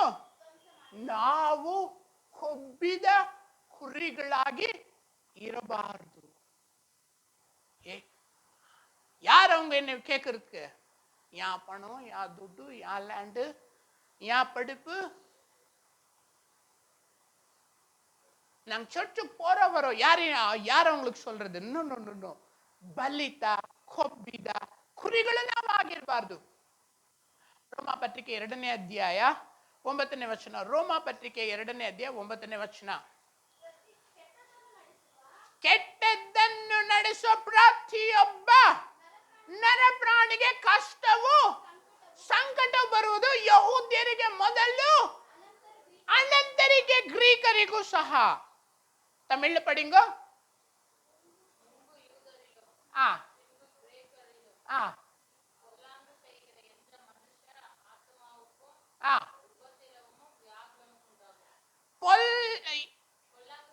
பொல்லாங்கு செய்கிற எந்த மனுஷனுக்கு ஆத்மாவுக்கு உபத்திரவம் வியாக்குலமும் உண்டாகும். இப்ப நல்லா இருக்கலாம், நாளைக்கு நல்லா இருக்காது. 2:16. ರೋಮಾ ಪತ್ರಿಕೆ 2:16. ನಾನು ಸಾರೋ ಸುವಾರ್ತೆಯಲ್ಲಿ ಬೋಧಿಸಿರುವ ಪ್ರಕಾರ ದೇವರು ಯೇಸು ಕ್ರಿಸ್ತನ ಮೂಲಕವಾಗಿ ಮನುಷ್ಯರ பாருங்க, இப்படி வரும் லைஃப் ஸ்டோரி. 10 பேர் முன்ன வந்தா பரவாயில்லைங்கோ, கோடிக்கணக்கில் ஜனங்க முன்ன வரும். ஒரு நாள் வரும். எப்படி வரும்? கோடிக்கணக்கில். இப்போ தாவீது தவறு பண்ணானா இல்லையா? யாருக்கு தெரிஞ்சிச்சு? அவனுக்கு தான் தெரிஞ்சிச்சு. இன்னொருத்தனுக்கு யாருக்கு தெரிஞ்சு? அவளுக்கு தான் தெரிஞ்சிச்சு. மூணாவது வேற அவளை கூப்பினவனுக்கு தான், 3 பேருக்கு தான் தெரிஞ்சிச்சு. ஆனாக்கா இப்போ கோடி கட்டல ஜனங்களுக்கு எல்லாருக்கும் பைபிள் படிக்கிறவங்க எல்லாருக்கும் தெரியும் அவன் ஸ்டோரி. கரெக்ட் தானே? அந்த மாதிரி எல்லாರ ಸ್ಟೋರಿ இப்படி வந்துடும். ಮನುಷ್ಯರ ಗುಟ್ಟುಗಳನ್ನು ಹಿಡಿದು ವಿಚಾರಿಸುವ ದಿನ ಬರುತ್ತೆ. 2ನೇ ಅಧ್ಯಾಯ 4ನೇ ವಚನ, ರೋಮ ಪತ್ರಿಕೆ 2ನೇ ಅಧ್ಯಾಯ 4ನೇ ವಚನ. ರೋಮ ಪತ್ರಿಕೆ, ಆತನ ಅಪಾರವಾದ ದಯೆ, ಸಹನ, ದೀರ್ಘ ಶಾಂತಿನ ಅಸಡ್ಡೆ ಮಾಡುತ್ತೀಯಾ? ಮನಸ್ಸನ್ನು ಬೇರೆ ಮಾಡಿಕೊ, ಮನಸ್ಸನ್ನು ಬೇರೆ ಮಾಡಿಕೊ, ಮನಸ್ಸನ್ನು ಬೇರೆ ಮಾಡಿಕೊ ಎಂದು ಆತನ ಉಪಕಾರ ನಿನ್ನನ್ನು ಪ್ರೇರೇಪಿಸುತ್ತದೆಂಬುದು ನಿನಗೆ ತಿಳಿಯೋದು, ನಿನಗೆ ಗೊತ್ತಿಲ್ಲ. ನೀನು ಮನಸ್ಸನ್ನು ಬೇರೆ ಮಾಡ್ಕೊ, ಮನಸ್ಸನ್ನು ಬೇರೆ ಮಾಡ್ಕೊ, ಮನಸ್ಸನ್ನು ಬೇರೆ ಮಾಡ್ಕೊ ಅಂತ ಆತನ ದಂಡನೆ, ನ್ಯಾಯ ತೀರ್ಪಲ್ಲ, ಆತನ ಉಪಕಾರ, ಆತನ ಕನಿಕರ, ಆತನ ಕೃಪೆ ನಿನಗೆ ಪ್ರೇರೇಪಿಸೋದಿಲ್ವಾ? ಮಗನೇ ಬೇಡ, ನನ್ನನ್ನು ತೊರೆದು ದುರ್ಮಾರ್ಗದಲ್ಲಿ ನಡೆಯೋ ಜನರನ್ನು ದಿನವೆಲ್ಲ ಕೈ ಚಾಚಿ ಕರೆದನು. ಮಗನೇ, ಮಗಳೇ, ಅದು ಮಾಡಬೇಡ, ಮಗಳೇ ನೀನು ಅದು ನೋಡ್ಬೇಡ, ಮಗಳೇ ಲೋಕದಲ್ಲಿ ಇರ್ಬೇಡ, ಬಾ ನನ್ನ ಸನ್ನಿಧಿಯಲ್ಲಿ ಕುತ್ಕೋ, ಬೈಬಲ್ ಓದು, ಪ್ರಾರ್ಥನೆ ಮಾಡು. ಹೇಗಾದ್ರೂ ಧೈರ್ಯ ಬರುತ್ತೋ ಗೊತ್ತಿಲ್ಲ ಪಾಸ್ಟರ್ಗಳಿಗೆ, ಹೇಗಾದ್ರೂ ಧೈರ್ಯ ಬರುತ್ತೋ ಗೊತ್ತಿಲ್ಲ ಜನರಿಗೆ, ಹೇಗಾದ್ರೂ ಧೈರ್ಯ ಬರುತ್ತೋ ಗೊತ್ತಿಲ್ಲ. ಬೈಬಲ್ ಪಕ್ಕದಲ್ಲಿ ಇಟ್ಬಿಟ್ಟು ಟಿವಿ ನೋಡ್ಕೊಂಡು ಕೂತಿರ್ತಾರೆ. ಸಾಧ್ಯನೇ ಇಲ್ಲ, ನನ್ನ ಕೈಲಿ ಆಗೋದೇ ಇಲ್ಲ.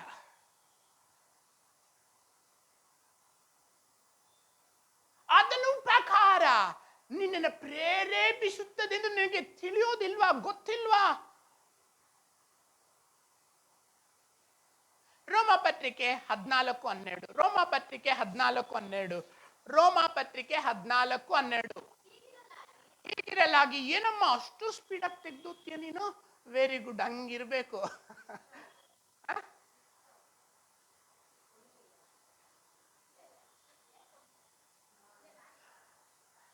இல்ல, எவ்வளவு ஸ்பீடா தந்து அப்படி இருக்கணும் எல்லாரும்.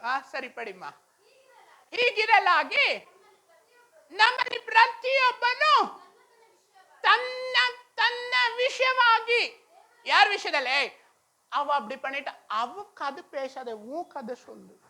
ஆண்டவர் கேட்கிறாரு, அவன் அப்படி பண்ணிட்டு அவன் கதை சொல்லாதே, நீ அப்படி பண்ண சொல்லு. ಪ್ರತಿಯೊಬ್ಬನು ತನ್ನ ತನ್ನ ವಿಷಯದಲ್ಲಿ ದೇವರ ಮುಂದೆ ಉತ್ತರ ಕೊಡಬೇಕು. ಹಲ್ಲೆಲೂಯಾ. ಬಲಿತ ಕೊಬ್ಬಿದ ಕುರಿಗಳು ನ್ಯಾಯ ದಂಡನೆ, ಏನು ನ್ಯಾಯ ತೀರ್ಪು ಎಂಬ ಮೇವನ ದೇವ್ರು ತಿನ್ನಿಸ್ತಾರಂತೆ.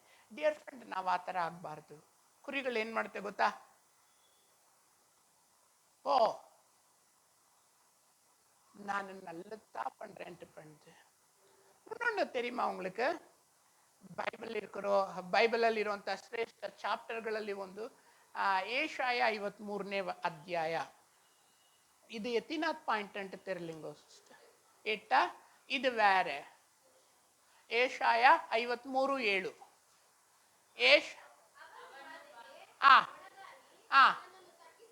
ಅವನು ಬಾಧೆಗೆ ಒಳಗಾಗಿ ತನ್ನನ್ನು ತಗ್ಗಿಸಿಕೊಂಡನು, ಬಾಯಿ ತೆರೆಯಲಿಲ್ಲ.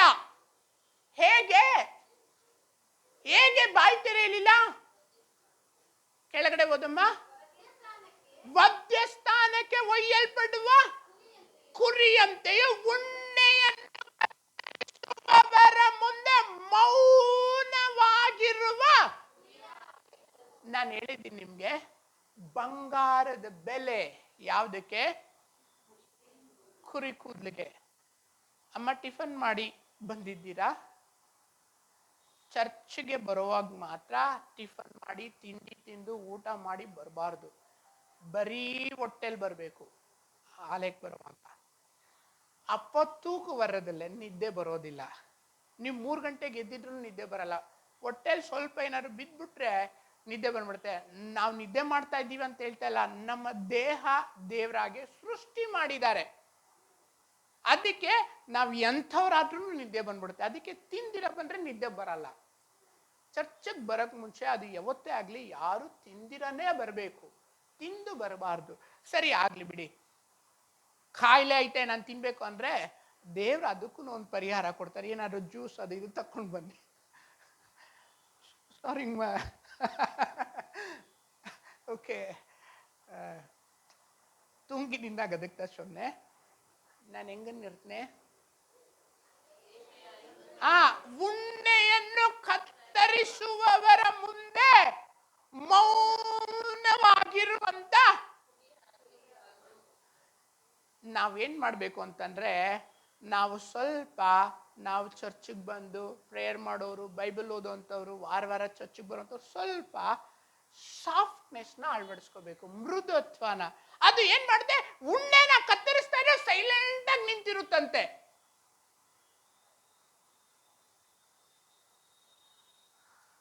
ನಂಗೋ ಚರ್ಚಲ್ತಾ ಸೈಲೆಂಟ್ ಆಗಿರು ಊಟಂಡು ಪೋನಕ ಅವಳ கதையே முடிஞ்சிடுச்சு. இப்படி இருக்கிறவங்க இப்படி ஆயிடுறாங்க.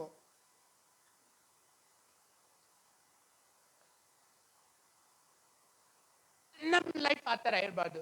ಬಾಯಿ ತೆಗೆದ್ರೆ ಸಂಸ್ಕೃತ ಭಾಷೆನೇ ಬರುತ್ತೆ. ಸಂಸ್ಕೃತ ಭಾಷೆಗೆ ಅರ್ಥ ಆಗುತ್ತಾ?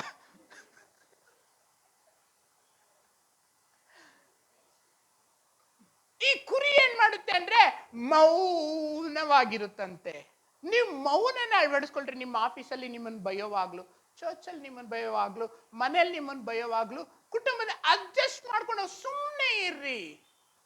ಪ್ರಸಂಗಿ 5:2. ಪ್ರಸಂಗಿ 5:2.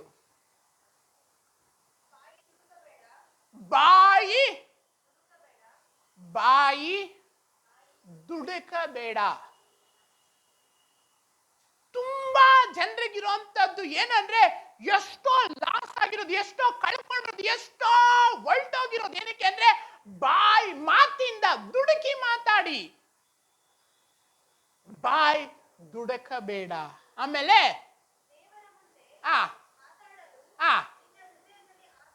ದೇವ್ರ ಮುಂದೆ ಮಾತಾಡೋ, ದೇವ್ರ ಮುಂದೆ ಇದ್ದಾರೆ, ಮಾತಾಡೋವಾಗ ಆತರ ಪಡಬೇಡ. ಆಮೇಲೆ ನೀನು ಭೂಮಿಯಲ್ಲಿ ನಿನ್ನ ಮಾತು ಸೊಲ್ಲುಂಗಮ್ಮ, ಒಂದ್ ನಿಮಿಷ. ನಿನ್ನ ಮಾತುಗಳು ಎಲ್ಲಾರು ಸೊಲ್ಲುಂಗ. ಬೇಕಾದಷ್ಟು ಮಾತ್ರ ಮಾತಾಡಿ, ವೇಸ್ಟ್ ಮಾತುಗಳು ಮಾತಾಡ್ಬೇಡಿ. ಬೈಬಲ್ ಹೇಳ್ತಾ ಇದೆ, ಅದು ಉಣ್ಣೆಯನ್ನು ಕತ್ತರಿಸೋರು ಮುಂದೆ ಮೌನ ಆಗಿರುತ್ತೆ. ಹಂಗಂತ ಹೇಳ್ಬಿಟ್ಟು ಏನಾದ್ರು ಕ್ವಶನ್ ಕೇಳ್ತಾ ಹಿಂಗೇ ಸುಮ್ಮನೆ ಇರಕ್ ಹೋಗ್ಬೇಡ್ರಿ. ಎನ್ನ ಸೈಟು ಸಾಂಬಾರ್ ಎನ್ನ ಸೈಟ್ ಅಂತ ಅಬ್ಡೇ ಸುಮ್ಮ அந்த களி கொல்லத்தாயிட்டு நந்தடி எவ்வளோ பேசணுமோ அவ்வளோ பேசணும். அப்புறமா ಎಕ್ಸ್ಟ್ರಾ பேசக்கூடாது. ಇನ್ನೊಂದ್ಸರಿ ಹೇಳಿ, ನಿನ್ನ ಮಾತು ಎಷ್ಟಿರಲಿ. ಸರಿ, ಜಾಸ್ತಿ ಮಾತಾಡಿದ್ರೆ ಏನಾಗುತ್ತೆ ಗೊತ್ತಾ?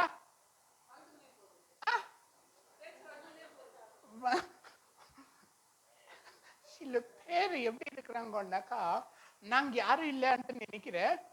ஒரு பேஜ் என்ன சொல்லிட்டாக்கா டைப் ரெக்கார்ட் ஆன் பண்ற மாதிரி உன்னை ஆஃப் பண்றதுக்கு டைப் ரெக்கார்ட் ஆஃப் பண்ணிடல, இதே ஆஃப் பண்றதுக்கு 1/2 மணி 3/4 மணி 1 மணி அவங்களே சுஸ்தாய்தான் நிக்கணும். ನಿನ್ನ ಮಾತು சாரி, யாரேவன திட்டின்னு இருக்கிறேன்னா நான் உங்களை பத்தி நிஜமா எனக்கு தெரியல.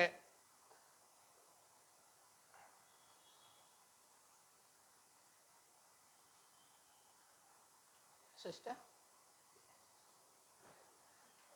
உங்களை யார் பத்தி தெரியல, உங்களை யார் பத்தி நான் பேசினில்ல. உங்க பர்சனல் லைஃப் எனக்கு தெரியல. ஹalleluya. ನಿಮ್ಮ ಮಾತು ಜಾಸ್ತಿ ಆದ್ರೆ ಮಾತು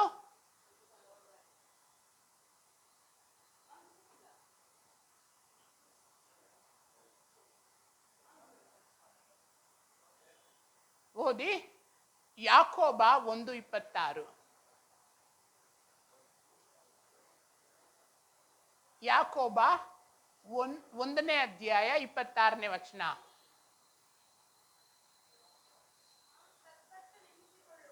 ಆ ಆ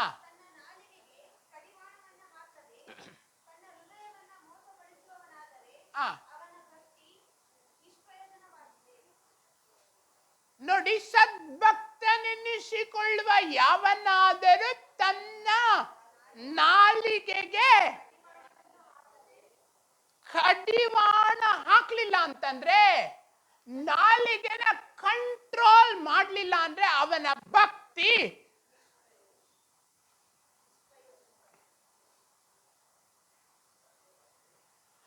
ನೀವು ನಿಮ್ಮ ನಾಲಿಗೆನ ಕಂಟ್ರೋಲ್ ಆಗಿ ಇಟ್ಕೊಳ್ಳಿಲ್ಲ ಅಂದ್ರೆ ನಿಮ್ಮ ಭಕ್ತಿ ನಿಷ್ಪ್ರಯೋಜನ.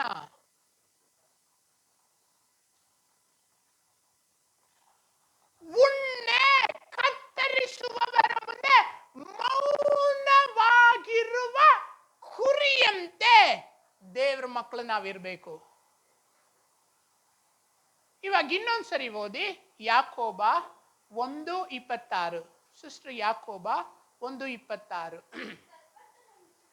ಸದ್ಭಕ್ತನೆನಿಸಿಕೊಳ್ಳೋ ಯಾವನಾದರೂ ನಾಲಿಗೆನ ಕಂಟ್ರೋಲ್ ಆಗಿ ಇಟ್ಕೊಳ್ಳಿಲ್ಲ ಅಂದ್ರೆ, ಕಡಿವಾಣ ಹಾಕ್ಲಿಲ್ಲ ಅಂದ್ರೆ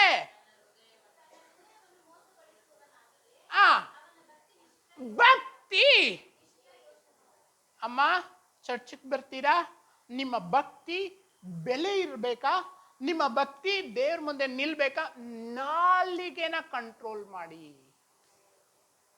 ಕುರಿ ಏನ್ ಮಾಡುತ್ತೆ ಅಂದ್ರೆ ಅದು ಮೌನವಾಗಿರುತ್ತೆ, ಕಟ್ ಮಾಡ್ತಾ ಇರ್ತಾರೆ. ದೇಹದಲ್ಲಿ ಕಟ್ ಮಾಡ್ತಾ ಇದ್ರೆ ಅದು ಸುಮ್ಮನೆ ಇರುತ್ತೆ. ಅದೇ ತರ ನೀವು ಸುಮ್ಮನೆ ಇರಬೇಕು. ಹಲ್ಲೆಲೂಯಾ. ಬೈತಾರೆ, ಹೊಡಿತಾರೆ, ಅಂತಾರೆ, ಆಡ್ತಾರೆ, ಅಡ್ಜಸ್ಟ್ ಮಾಡ್ಕೊಂಡು ನಾವು ನಮ್ ಕೆಲಸ ಮಾಡ್ಬೇಕು, ದೇವ್ರ ಸೇವೆ ಮಾಡ್ಬೇಕು. ಕಲ್ ತಗೊಂಡು ಹೊಡಿತಾರೆ, ಮಾತಿಂದ ಕಲ್ ತಗೊಂಡು ಹೊಡಿತಾರೆ, ನೀವು ಅನುಸರಣೆ ಮಾಡ್ಕೊಂಡು ಹೋಗ್ಬೇಕು, ಮೌನವಾಗಿರ್ಬೇಕು. ಹಾಗಿದ್ರೆ ಈ ಏಟುಗಳು ಎಲ್ಲಿಂದ ಬರುತ್ತೆ ಅಂದ್ರೆ ಮನುಷ್ಯರಿಂದ ಅಲ್ಲ, ಸೈತಾನನಿಂದ ಬರೋದು. ಸೈತಾನ್ ನೆಟ್ಟಗ್ ಬಂದು ಮಾತಾಡಲ್ಲ, ಒಬ್ರು ಮೂಲಕ ಮಾತಾಡ್ತಾನೆ. ಹಲ್ಲೆಲೂಯಾ. ಮೌನವಾಗಿರ್ತೀರಾ? ಇನ್ಮೇಲೆ ನಿಮ್ಮ ಮಾತು ಎಷ್ಟಿರ್ಬೇಕು? ಇನ್ನೊಂದ್ಸರಿ ಹೇಳಿ, ನಿಮ್ಮ ಮಾತು ಎಷ್ಟಿರ್ಬೇಕು? ನಿಮ್ಮ ಮಾತು ಎಷ್ಟಿರ್ಬೇಕು? ಯಾಕಿದು ಪದೇ ಪದೇ ಹೇಳಿಸ್ತಾ ಇದ್ದೀನಿ ಅಂತ ಅಂದ್ರೆ ನಿಮ್ಮ ಮೈಂಡ್ ಬರ್ಲಿ ಅಂತ. ಹಲ್ಲೆಲೂಯಾ. ಆಮೇಲೆ ಎಷ್ಟನೇ ಪಾಯಿಂಟ್ ಇದು? 10ನೇದು. 9ನೇದಾ? ಸರಿ ಸರಿ. ಲೂಕ 1 ಇಲ್ಲ, ಲೂಕ 15:3. ಲೂಕ 15:2-3.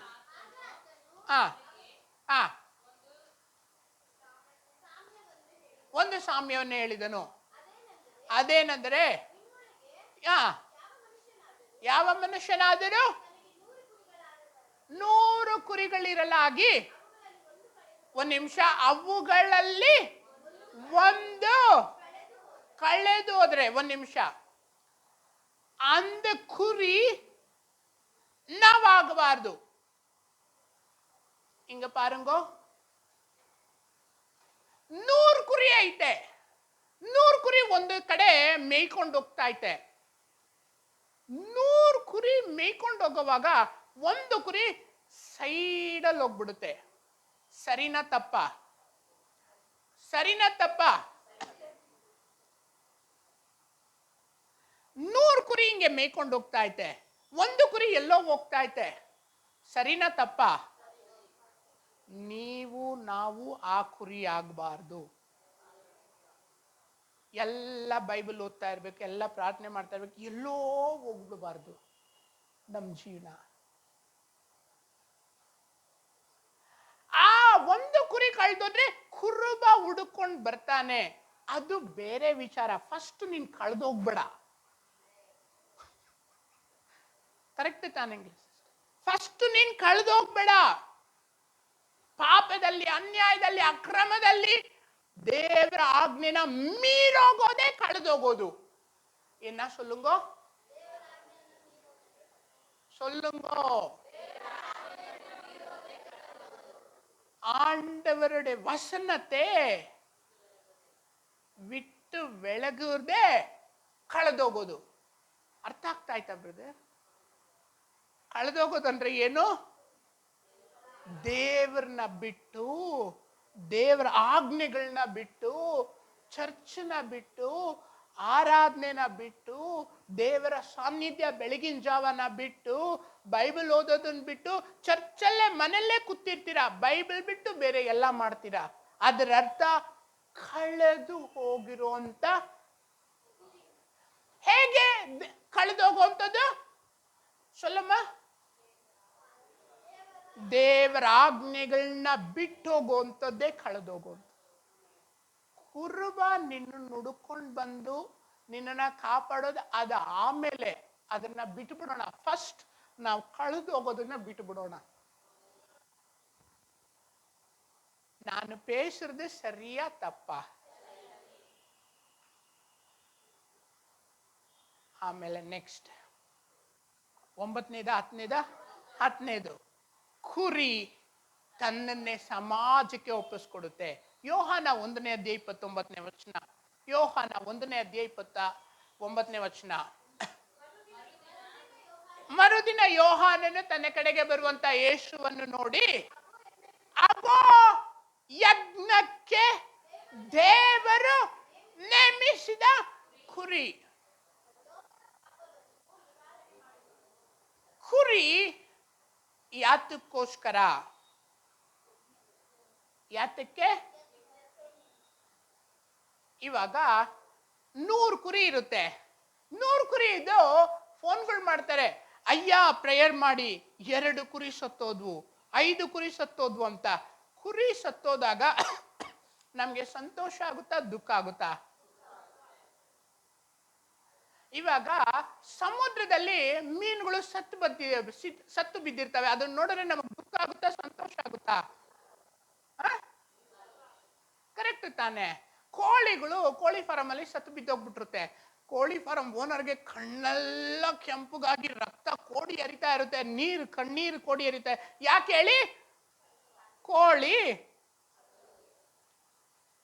ಇವಾಗ ಕುರಿ, ಇವಾಗ ಮನುಷ್ಯ ಸತ್ತೋದಾಗ ಅಳ್ತೀವ, ಕೊಂದ್ರೆ ಅಳ್ತೀವ? ಸತ್ತೋದ್ರೆ ಅಳ್ತೀವಿ, ಕೊಂದ್ರೆ ಕೋರ್ಟು ಕೇಸ್ ಎಲ್ಲ. ಯಾಕೆಂದ್ರೆ ಮನುಷ್ಯನ ಕೊಂದ್ರೆ ನಾವು ಸಹಿಸೋದಿಲ್ಲ, ಮನುಷ್ಯನ ಕೊಲೆ ಮಾಡಬಾರ್ದು. ಆದ್ರೆ ಕುರಿಗಳು ಕೊಂದ್ರೇನೆ ನಮಗ್ ಸಮಾಧಾನ. ಕರೆಕ್ಟ್ ತಾನೆ? இப்போ ಯಾರ್ಯಾರ ಊಟಲ್ಲೇ கறி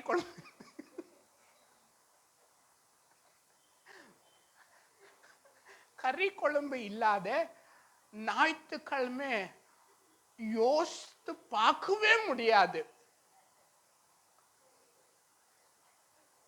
எந்த வீட்டுல ஷாபு இருக்குதோ அந்த வீட்டுல தான் கறி குழம்பு இல்ல இருக்காது. சாரி அப்படியெல்லாம் பேசக்கூடாது. 1000 கடை பண்ணியானா கறி பண்ணிடுறாங்க. சர்ச் நெக்ஸ்ட் ப்ரோக்ராம் கறி கடை. சர்ச்சில் இஷ்டத்துக்கு வந்து நிக்கலாம். கறி குடம்புல 10 கடை, 10 பேர் நின்று இருக்கிறோம், 11 பேர் வெகில நின்று இருக்கு. இங்க ஒரு 2 வசனம் ரொம்ப சொல்ற உக்காந்து கொண்டு முடியாது. அங்க வெகில போயிட்டு நிக்கிறாங்க மணிக்கணக்கில். நான் பார்த்திருக்கிறது சொல்றது. ಕರಿ ವಾಂಗಿ ಸಾಪಿಡ್ನೊಟ್ಟು ತಪ್ಪು கிடையாது. ಪ್ರತಿ ಭಾನುವಾರ ಮಾಂಸ ಊಟ ಮಾಡಿ, ಅದು ದೇವರ ಆಶೀರ್ವಾದಗಳಲ್ಲಿ ಒಂದು. ಹಲ್ಲೆಲೂಯಾ. ಇಲ್ಲಿ ಏನ್ ನಡೆಯುತ್ತೆ ಅಂತಂದ್ರೆ, ಕುರಿ ಯಾವಾಗ ಸಾರ್ಥಕ ಆಗುತ್ತೆ ಅಂದ್ರೆ ಅದು ಬಲಿಯಾದಾಗ ಮಾತ್ರನೇ. ಹಲ್ಲೆಲೂಯಾ. ಜೋರ ಸಲ್ಲುಂಗೋ. ಯಾವಾಗ ನಮ್ಮ ಇನ್ನೊಬ್ರಿಗೆ ಸಮರ್ಪಣೆ ಆಗುತ್ತೋ, ಮತ್ತೊಬ್ಬರ ಸೇವೆಗೆ, ಆಗ್ಲೇ ನಮ್ಮ ಜೀವನ ಸಾರ್ಥಕ ಆಗೋದು. ಯೇಸು ಸ್ವಾಮಿ ಹಂಗ್ ನೋಡ್ತಾ ಇರ್ತಾರೆ. ಯೇಸು ಸ್ವಾಮಿ ಅಲ್ಲಿ ಹೋಗ್ತಾ ಇರ್ತಾನೆ. ಯಜ್ಞದ ಕುರಿಯಾದ ಆತನ ಅಲ್ಲಿ ಹೋಗುವಾಗ ಯೋಹಾನ ಹೇಳ್ತಾನೆ, ಈಗ ದೇವರು ಯಜ್ಞಕ್ಕೆ ನೇಮಿಸಿದ ಕುರಿ. ಯಾರಿಗಾಗಿ? ಲೋಕದ ಪಾಪ ನಿವಾರಣೆಗಾಗಿ.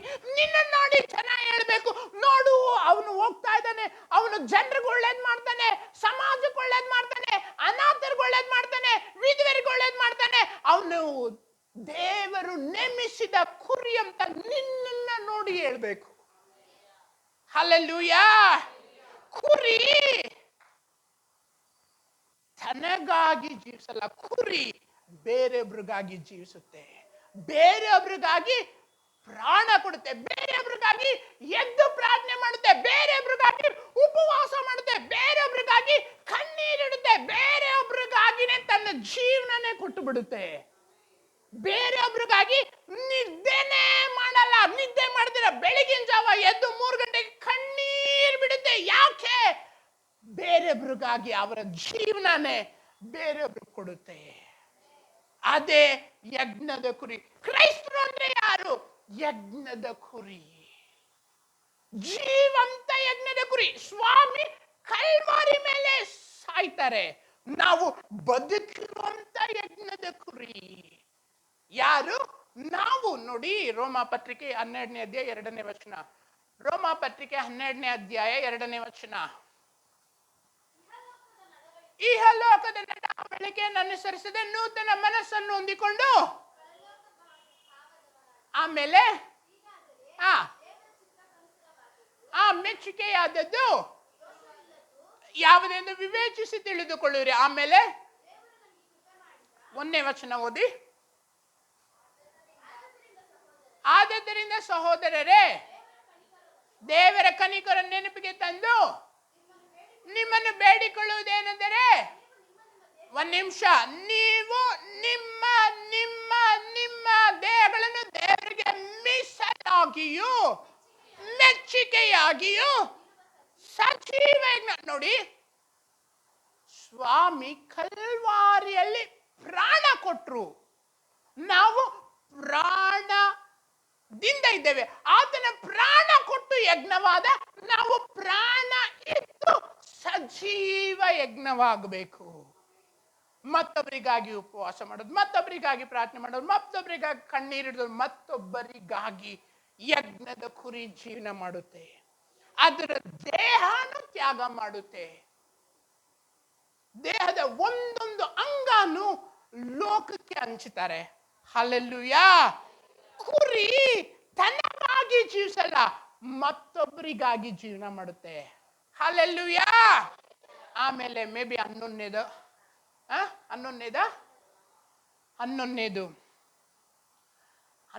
ಏನು ಅಂತಂದ್ರೆ, ಯೋಹಾನ 10ನೇ ಅಧ್ಯಾಯ 4ನೇ ವಚನ. ಯೋಹಾನ 10ನೇ ಅಧ್ಯಾಯ 4ನೇ ವಚನ. ಅವನ ಸ್ವಂತ ಹೆಸರು ಕುರಿಗಳನ್ನು ಹೆಸರು ಹೇಳಿ ಕರೆದು ಹೊರಗೆ ಬಿಡುತ್ತಾನೆ. ಹೊರಗೆ ಬಿಟ್ಟ ಮೇಲೆ ಹೋಗುತ್ತಾನೆ. ಕುರಿಗಳು ಅವನ ಸ್ವರವನ್ನು ತಿಳಿದುಕೊಂಡು ಅವನ ಹಿಂದೆ. ನೋಡಿ, 16ನೇ ವಚನ, 10-16. ಇನ್ನು ಅನೇಕ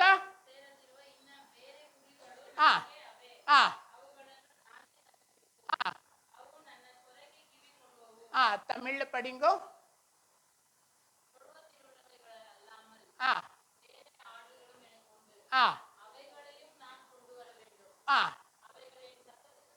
ಒಂದು ನಿಮಿಷ.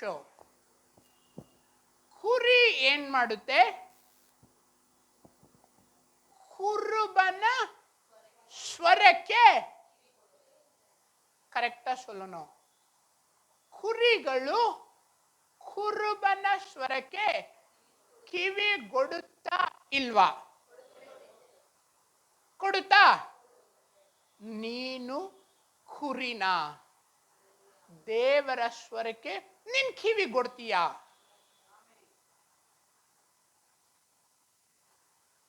ಕುರಿ ಏನ್ ಮಾಡುತ್ತೆ ಅಂದ್ರೆ, ಒಬ್ಬ ಹುಡುಗ ಕುತ್ಕೊಂಡು ಮಾತಾಡ್ತಾನೆ, ಇದು ನಿಜವಾಗ್ಲೂ ದೇವರ ಸ್ವರ. ಇನ್ನೊಬ್ರು ಮಾತಾಡೋಕ ಇದು ದೇವರ ಸ್ವರ ಅಲ್ಲ ಅಂತ ಕುರಿಗೆ ಗೊತ್ತಾಗುತ್ತೆ. Correct sister? ಇದು ಆಂಡವರ பேசு, ಇದು ಆಂಡವರ பேசு கிடையாது ಅಂತ ಕುರಿಗಳಿಗೆ ಗೊತ್ತಾಗುತ್ತೆ. ஒரு கனா வந்துடுச்சு, ಇದು ದೇವರ ಸ್ವರ, ಇದು ದೇವರ ಸ್ವರ ಅಲ್ಲ ಅಂತ ಗೊತ್ತಾಗುತ್ತೆ. ಒಂದು ವಾಟ್ಸಪ್ ಅಲ್ಲಿ ಒಂದು ವಾಕ್ಯ ಬರುತ್ತೆ, ನೀವು ಎಲ್ಲ ಆಚೆ ಹೋಗ್ತಾ ಇರ್ತೀರ ಕೋರ್ಟ್ಗೆ, ವಾಕ್ಯ ಬರುತ್ತೆ, ಅವಾಗ ಇದು ಬರುತ್ತೆ, ಇದು ನಿಜವಾಗ್ಲೂ ದೇವರ ಸ್ವರ ಅಂತ ಗೊತ್ತಾಗುತ್ತೆ. ನೀವು ಆಚೆ ಹೋಗ್ತೀರಾ, ಆಚೆ ಹೋಗುವಾಗ ಏನೋ ಫೋನಲ್ಲಿ ಒಂದು ವಚನ ಬರುತ್ತೆ, ಇಲ್ಲಾಂದ್ರೆ ಲಾರಿ ಮೇಲೇನೋ ಬರ್ದಿರುತ್ತೆ, ಅಥವಾ ಆಟೋ ಮೇಲೇನೋ ಬರ್ದಿರುತ್ತೆ, ಅಥವಾ ರೋಡಲ್ಲಿ ಏನೋ ಒಂದು ನಡೀತೆ, ಅವಾಗ ಇಮ್ಮಿಡಿಯೇಟ್ ಆಗಿ ಗೊತ್ತಾಗೋಗ್ಬಿಡುತ್ತೆ ಇದು ದೇವರ ಸ್ವರ ಅಂತ. ನಾನು ಸೊಲ್ಲಿ ನಿಲ್ಕದು ಸರಿಯಾ ತಪ್ಪ? ಕುರಿಗಳು ತನ್ನ ಕುರುಬನ ಸ್ವರಕ್ಕೆ ಕಿವಿಗೊಡುತ್ತೆ. ಆಂಡವರ பேசுறது ಕುರಿಗಳಿಗೆ ಗೊತ್ತಾಗೋಗ್ಬಿಡುತ್ತೆ, ಇದು ನಿಜವಾದ ದೇವರ ವಾಕ್ಯ, ಇದು ನಿಜವಾದ ದೇವರ ವಾಕ್ಯ ಅಲ್ಲ. ಕತ್ತೆ ಕೂಗುದ್ರೂ ಗೊತ್ತಾಗೋಗ್ಬಿಡುತ್ತೆ. ಬಾಯಿ ತೆಗೆದು ಮಾತಾಡುವಾಗ ಬಿಳಾಮನ್ಗೆ ಗೊತ್ತಾಗೋಗ್ಬಿಡುತ್ತೆ ಇದು ದೇವರ ಸ್ವರ. ಕತ್ತೆ ಮಾತಾಡಿದ್ರು ಗೊತ್ತಾಗುತ್ತೆ ಇದು ದೇವರ ಸ್ವರ. ಕುರಿಗಳಿಗೆ ತನ್ನ ಕುರುಬನ ಸ್ವರ. ಒಂದು ಚಿಕ್ಕ ಕನಸು ಬಂದ್ರೆ ಗೊತ್ತಾ? ನಾನು ಸೊಲ್ಲಿ ನಿಲ್ಕದು ಕರೆಕ್ಟಾ ತಪ್ಪ? ಉಣ್ಣೋರ್ಮುರೆ ವಚನ ನೋಡಿ, 2 ಪೂರ್ವಕಾಲವೃತ್ತಾಂತ 36, 15, 16. 2 ಪೂರ್ವಕಾಲವೃತ್ತಾಂತ 2 నాలాగమం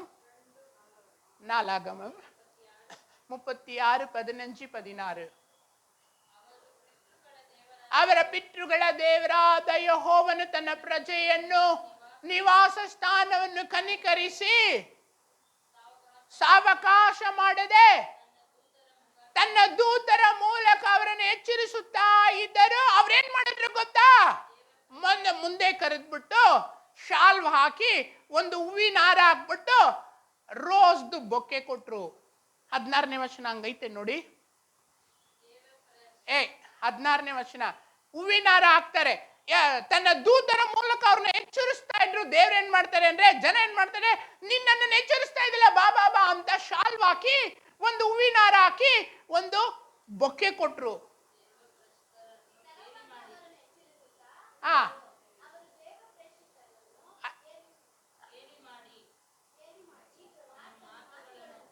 இல்லம்மா, தவறா படிச்சுன்னு இருக்கிற. ஷால்வு போட்டிருந்து இல்லையா? இல்ல இல்ல இல்ல, தமிழ்ல படிங்க பார்க்கலாம்.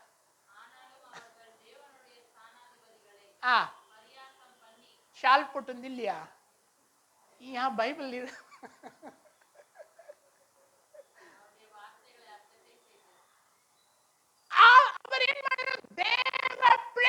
ದೇವ್ರು ಹೇಳ್ತಾರೆ, ಇವಾಗ ದೇವ್ರು ಹೋಗಿ ನೋಡು ಅವನ್ನ ಎಚ್ಚರಿಸುವಂತಿದ್ದಾಗ ಹೋಗಿ ಹೇಳ್ದಾಗ ಏನ್ ಮಾಡ್ತಾರೆ ಅಂದ್ರೆ ಗೇಲಿ ಮಾಡಿ, ಆಮೇಲೆ ತುಚ್ಛೀಕರಿಸಿ ಹೀಯಾಳಿಸ್ತಾರೆ. ஆண்டவர் உன் கூட பேசினாரா? ஆண்டவர் யா கூட பேசணும். தாவீது அந்த பேச சொல்லல, ஆண்டவர் உங்களுக்கு கூட சொன்னாரா? ಇಮ್ಮಿಡಿಯೇಟಾ ಕೀಳ್ಪಡಿರ ದಾವೀದ್. ಇಲ್ಲ, ದೇವರೇ ಬಂದು ನನ್ಗೆ ಹೇಳ್ಬೇಕು ಅಂದ್ರೆ, ದೇವರೇ ಬಂದು ನೀನ್ ಹೇಳ್ಬೇಕು ಅಂತಂದ್ರೆ ದೇವ್ರ ಸೇವಕರಿಗೆ ಏನಕ್ಕಿರೋದು? ಮೋಶೆ ಏನಕ್ಕೆ, ದಾವೀದ ಏನಕ್ಕೆ, ಯೆರೆಮೀಯ ಏನಕ್ಕೆ, ಯೆಶಾಯ ಏನಕ್ಕೆ, ಅಪೊಸ್ತಲರು ಏನಕ್ಕೆ, ಪ್ರವಾದಿಗಳು ಏನಕ್ಕೆ? ದೇವರೇ ಬಂದು ಹೇಳ್ಬೋದಾಗಿತ್ತಲ್ಲ. ದೇವರು ತನ್ನ ಮಕ್ಕಳ ಮೂಲಕ ಮಾತಾಡಿಸ್ತಾರೆ, ದೇವರು ತನ್ನ ಭಕ್ತರ ಮೂಲಕ ಮಾತಾಡಿಸ್ತಾರೆ. ಅವಾಗ ಕುರಿಗಳು ಏನ್ ಮಾಡ್ತವೆ? ಇದು ನಿಜವಾಗ್ಲೂ ದೇವರ ಮಾತು ಅಂತ ಐಡೆಂಟಿಟಿ ಮಾಡ್ತವೆ. ಹಲ್ಲೆಲೂಯಾ. ಆದ್ರೆ ಇಲ್ಲಿ ವಾಕ್ಯ ಏನಂತ ಹೇಳ್ತಾ ಇದೆ? 2 ಪೂರ್ವಕಾಲವೃತ್ತಾಂತದಲ್ಲಿ ತನ್ನ ಮಕ್ಕಳನ್ನ ದೇವರು ಎಚ್ಚರಿಸ್ತಾ ಇದ್ರೆ ಅವರು ಗೇಲಿ ಮಾಡ್ತಾರೆ, ಹಾಸ್ಯ ಮಾಡ್ತಾರೆ, ತುಚ್ಛೀಕರಿಸ್ತಾರೆ. ಡಿಯರ್ ಫ್ರೆಂಡ್, ನಾವ್ ಆತರ ಆಗಬಾರದು. ದೇವರ ವಾಕ್ಯ ಹೇಳಿದ್ರೆ ನಾವೆಚ್ಚೆತ್ತುಕೊಳ್ಬೇಕು, ಆತನ ಸ್ವರಕ್ಕೆ ಕಿವಿಗೊಡ್ಬೇಕು. ನಾನು ಎಷ್ಟೋ ಜನರನ್ನು ನೋಡಿದ್ದೀನಿ, ಈ ಮದ್ವೆ ಆಗ್ಬೇಡ ಅಂದ್ರೆ ಅದೇ ಮದ್ವೆ ಆಗ್ತಾರೆ. 3 ದಿವಸಕ್ಕೆ ನ್ಯಾಯಕ್ಕೆ ನಮ್ಮನ್ನೇ ಕರೀತಾರೆ. ಈ ಮದ್ವೆ ಆಗು ಅಂದ್ರೆ ಇಲ್ಲ ಇಲ್ಲ ಆಗಲ್ಲ, ಅದು ನೋಡೋದು ಇದು ನೋಡೋದು ಅದ್ ನೋಡೋದು ಇದ್ ನೋಡೋದು, ಇದ್ ನೋಡ್ಬಿಟ್ಟು ಹೋಗಿ ಇಟ್ ಕಡೆ ಮದ್ವೆ ಆಗ್ಬಿಟ್ಟು ದಬಾರ್ ಅಂತ ಜೋಕ್ ಫಾಲ್ಸ್ ಇಂದ ಬೀಳೋ ತರ ಬೀಳ್ತಾರೆ. ಆಮೇಲೆ 3 ಡೇಸ್ ಆದ ನಂತರ ನಮ್ಮ ಹತ್ರನೇ ಬರ್ತಾರೆ ನ್ಯಾಯಕ್ಕೆ.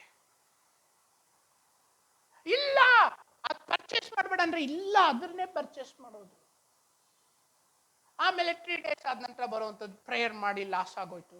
ಇಲ್ಲ ಬಿಸ್ನೆಸ್ಗೆ ಕೈಗೆ ಬೇಡ ಅಂತೇಳಿ ಅದೇ ಬಿಸ್ನೆಸ್ ಮಾಡೋವಂಥದ್ದು. ನಿಮಗೇನ್ ಗೊತ್ತು, ನೀವು ವಾಕ್ಯ ಹೇಳುವಂಥವ್ರು. ನಮಗ್ ಗೊತ್ತು ಬಿಸ್ನೆಸ್ ಅಂತೇಳಿ ಹೋಗಿ ಬಿಸ್ನೆಸ್ ಕೈ ಇಟ್ಟು ಕೈ ಸುಟ್ಕೊಂಡು ಬರ್ತಾರೆ ಎಷ್ಟೋ ಜನ. ಒಂದಲ್ಲ ಎರಡಲ್ಲ. ಪಾಸ್ಟರ್ಗಳಿಗೆ ಇದು ಮಾಡಬೇಡ್ರಿ ಅಂತ ಹೇಳಿದ್ರೆ ಅದೇ ಮಾಡ್ತಾರೆ ಪಾಸ್ಟರ್ಸ್. ಹೋಗಿ ಕೈ ಸುಟ್ಕೊಂಡು ಬಂದು ಸಾಲದಲ್ಲಿ ಸಿಕ್ಕಾಕೊಂಡು ಲಕ್ಷಗಳ ಗಟ್ಟಲೆ ತಲೆ ಮೇಲೆ ಹಾಕೊಂಡು ಕೂತವ್ರೆ ಎಷ್ಟೋ ಜನ. ಸಾಲ್ಗಳನ್ನ ಬೇಡ ಅಂತ ಹೇಳಿದ್ರೆ ಕೇಳಲ್ಲ. ಇವನ್ ಯಾರು ಹೇಳಕ್ಕೆ, ಇವನ್ ಯಾರು ಮಾತಾಡಕ್ಕೆ? ಇವನೇನ್ ಮಾತಾಡಕ್ ಒಂದು ದೊಡ್ಡ ಬಂಗ್ಲೆ ಇಟ್ಕೊಂಡವನ, ದೊಡ್ಡ ಪ್ರಾಪರ್ಟಿ ಇಟ್ಕೊಂಡ, ದೊಡ್ಡ ಚೋಚ್ ಇಟ್ಕೊಂಡವನ, ಸಾವಿರಾರು ಜನಕ್ಕೆ ಸಂಬಳ ಕೊಡ್ತಾ, ಏನ್ ಇವ್ನು ಹೇಳಕ್ಕೆ ಏನ್ ದೊಡ್ಡ ಒಂದು ಇದಿಟ್ಕೊಂಡವನ? ಎಷ್ಟೋ ಜನ ಹಾಳಾಗಿರೋದನ್ನ ನಾನ್ ನೋಡ್ತಾ ಇದ್ದೀನಿ. ದೇವರ ವಾಕ್ಯನ ಗುರುತಿಸ್ತೀರಾ? ದೇವರ ವಾಕ್ಯ ಅದು ದೇವರಿಂದ ಬರ್ತಾ ಐತೆ ಅಂತ ಪತ್ತೆ ಹಚ್ಚದಿರ ಹೋಗ್ತಾರೆ. ಆದ್ರೆ ಕೆಲವ್ರಿಗೆ ಮಾತ್ರ ಮಾತಾಡುವಂಥದ್ದು ದೇವರ ವಾಕ್ಯ ಅಂತ ಗೊತ್ತಾಗುತ್ತೆ. ಯಾಕೆ?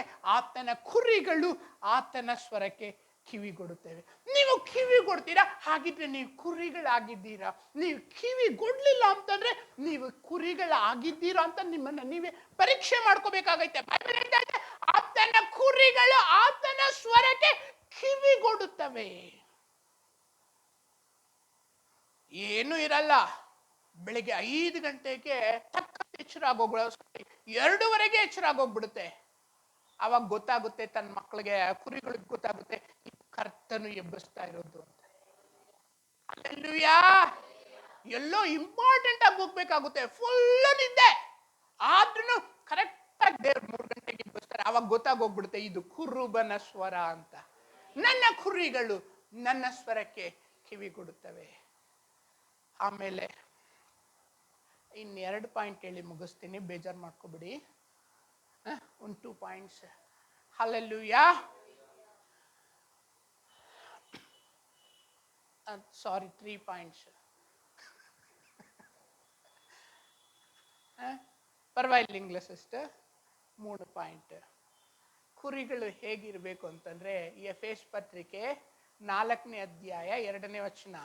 ಎಫೆಸ್ ಪತ್ರಿಕೆ 4ನೇ ಅಧ್ಯಾಯ 2ನೇ ವಚನ.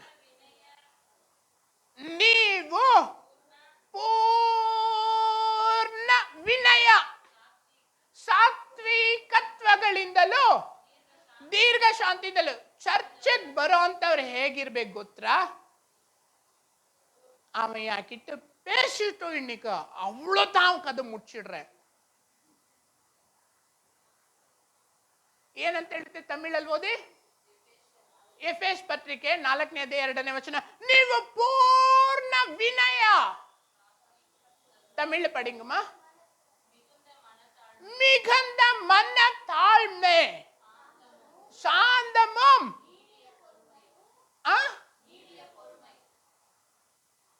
ನೀವು ಪೂರ್ಣ ವಿನಯ. ನೀವು ಚರ್ಚೆಗೆ ಬರ್ತೀರಾ, ಕುರಿಗಳು ಹೇಗಿರ್ತಾರೆ? ಪೂರ್ಣ ವಿನಯ, ಸಾತ್ವಿಕತ್ವ, ದೀರ್ಘ ಶಾಂತಿ. ಸಾತ್ವಿಕತ್ವ ಅಂದ್ರೆ ಇನ್ನೊಬ್ರಿಗೆ ತೊಂದರೆ ಮಾಡಲ್ಲ, ಪೂರ್ಣ ವಿನಯ ಇರಬೇಕು. ಮಾತಾಡೋ ಮಾತಲ್ಲಿ ಇನ್ನೊಂದು 10 ನಿಮಿಷ ಕೇಳಬೇಕು ಅನ್ನೋ ತರ ಇರಬೇಕು. ನಿಮ್ಮ ಮಾತು ಸಿಹಿ ನುಡಿ ಜೇನು ಕೊಡ, ಮತಿವಂತನ ಮಾತೆ ಮುದ್ದು. ನಿಮ್ಮ ನುಡಿ ಇಂಪಾಗಿ ರಸವತ್ತಾಗಿ ಇರಬೇಕು ಅಂತ ಹೇಳುತ್ತೆ ಬೈಬಲ್. ಬೈಬಲ್ ವಾಕ್ಯ ಏನಂತ, ನೀವು ಪೂರ್ಣ ವಿನಯ ಸಾತ್ವಿಕತ್ವ ದೀರ್ಘ ಶಾಂತಿಯಿಂದ ಕುರಿಗಳು. ಒಬ್ರು ಬಂದಿದ್ದಾಗ ಏನಂತ ಹೇಳಿದ್ರು ಅಂತಂದ್ರೆ, ಪಾಸ್ಟ್ರು ಬಂದಾಗ ಅವ್ರ ವೇಷ ನೋಡ್ಬಿಟ್ಟು ಏನಂತ ಕೇಳಿದ್ರು ಗೊತ್ತಾ? ಇವರು ಸೇವಕರ ಇಂತ ಇಂಟರ್ನ್ಯಾಷನಲ್ ಸ್ಮಗ್ಲರ ಅಂತ ಕೇಳಿದ್ರು. ನಮ್ಮ ವೇಷಭೂಷಣ ಚರ್ಚ್ಗೆ ಬರುವಂಥವ್ರು ಆ ಥರ ಇರಬಾರ್ದು. ನಾವು ನಮ್ಮ ಮಾತು, ನಮ್ಮ ಡ್ರೆಸ್ ಏನಾಗಿರ್ಬೇಕು ಅಂದ್ರೆ ಸಾತ್ವಿಕತ್ವ ತೋರಿಸ್ಬೇಕು. ಹಲ್ಲೆಲೂಯಾ. ನಾವ್ ಹೇಗಿರ್ಬೇಕು ಅಂದ್ರೆ, ನೀವು ಆಚೆ ಕೆಲ್ಸಕ್ಕೆ ಹೋದಾಗ ಪೂರ್ಣ ವಿನಯ, ಮಾತಾಡಿದ್ರೆ ಯುದ್ಧ ಮಾಡೋ ತರ ಇರಬಾರ್ದು. ಹಲ್ಲೆಲೂಯಾ. 12ನೇದು 11ನೇದು ಗೊತ್ತಿಲ್ಲ. ಆಮೇಲೆ ಪ್ರಕಟಣೆ 6ನೇ ಅಧ್ಯಾಯ 5ನೇ ಅಧ್ಯಾಯ 6ನೇ ವಚನ. ಯಾರಾದ್ರೂ ಓದಿ ಪ್ರಕಟಣೆ 5ನೇ ಅಧ್ಯಾಯ 6ನೇ ವಚನ. ಆ ಆ ಆ ಆ ಒಂದ್ ನಿಮಿಷ ಎಲ್ಲರೂ ಈ ಕಡೆ ನೋಡಿ. ಯೋಹಾನ ಹೇಳ್ತಾನೆ, ಒಂದು ಕುರಿ ಕೊಯ್ಯಲ್ಪಟ್ಟದ್ದಾಗಿ ನಿಂತಿರುವುದನ್ನು ಕಂಡೆನು. ಇದು ಅರ್ಥ ಆಗ್ತಾ ಇತ್ತ ಎಲ್ಲರಿಗೂ? யோஹானா ಬದುಕಿರ್ತಾನೆ. யோஹானா ಉಯಿರೋடு இருக்கிற உலகத்திலே ಅವನು ಪರಲೋಕಕ್ಕೆ ತೆಗೆದುಕೊಳ್ಳಲ್ಪಟ್ಟಾಗ ಅಲ್ಲಿ ಒಂದು ಕುರಿ ಕೊಯ್ಯಲ್ಪಟ್ಟದ್ದಾಗಿ ನಿಂತಿರುವುದನ್ನು ಕಾಣ್ತಾನೆ. 5ನೇ ವಚನ, ಅಳಬೇಡ. ಸ್ಟಾರ್ಟಿಂಗ್ ಲಿಂದ ಪಡಿ. ಹಿರಿಯರಲ್ಲಿ ಒಬ್ಬನು. ಈ ಹಿರಿಯರು ಯಾರು ಅಂದ್ರೆ ಪರಲೋಕದಲ್ಲಿರುವಂತವನು. ಹಿರಿಯರಲ್ಲಿ ಒಬ್ಬನು ಅಳಬೇಡ. ಅಗೋ ಯೂದ ಕುಲದಲ್ಲಿ ಜನಿಸಿದ ಸಿಂಹ. ಒಂದು ನಿಮಿಷ, ನೀ ನಮ್ಮ ಪಚ್ಚೆ ವಚನ 6ರಲ್ಲಿ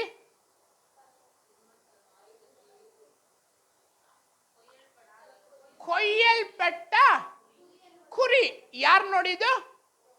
ಯೋಹಾನ. ನೀನೇನು ಓದೆ? ಹಿರಿಯರಲ್ಲಿ ಒಬ್ಬನು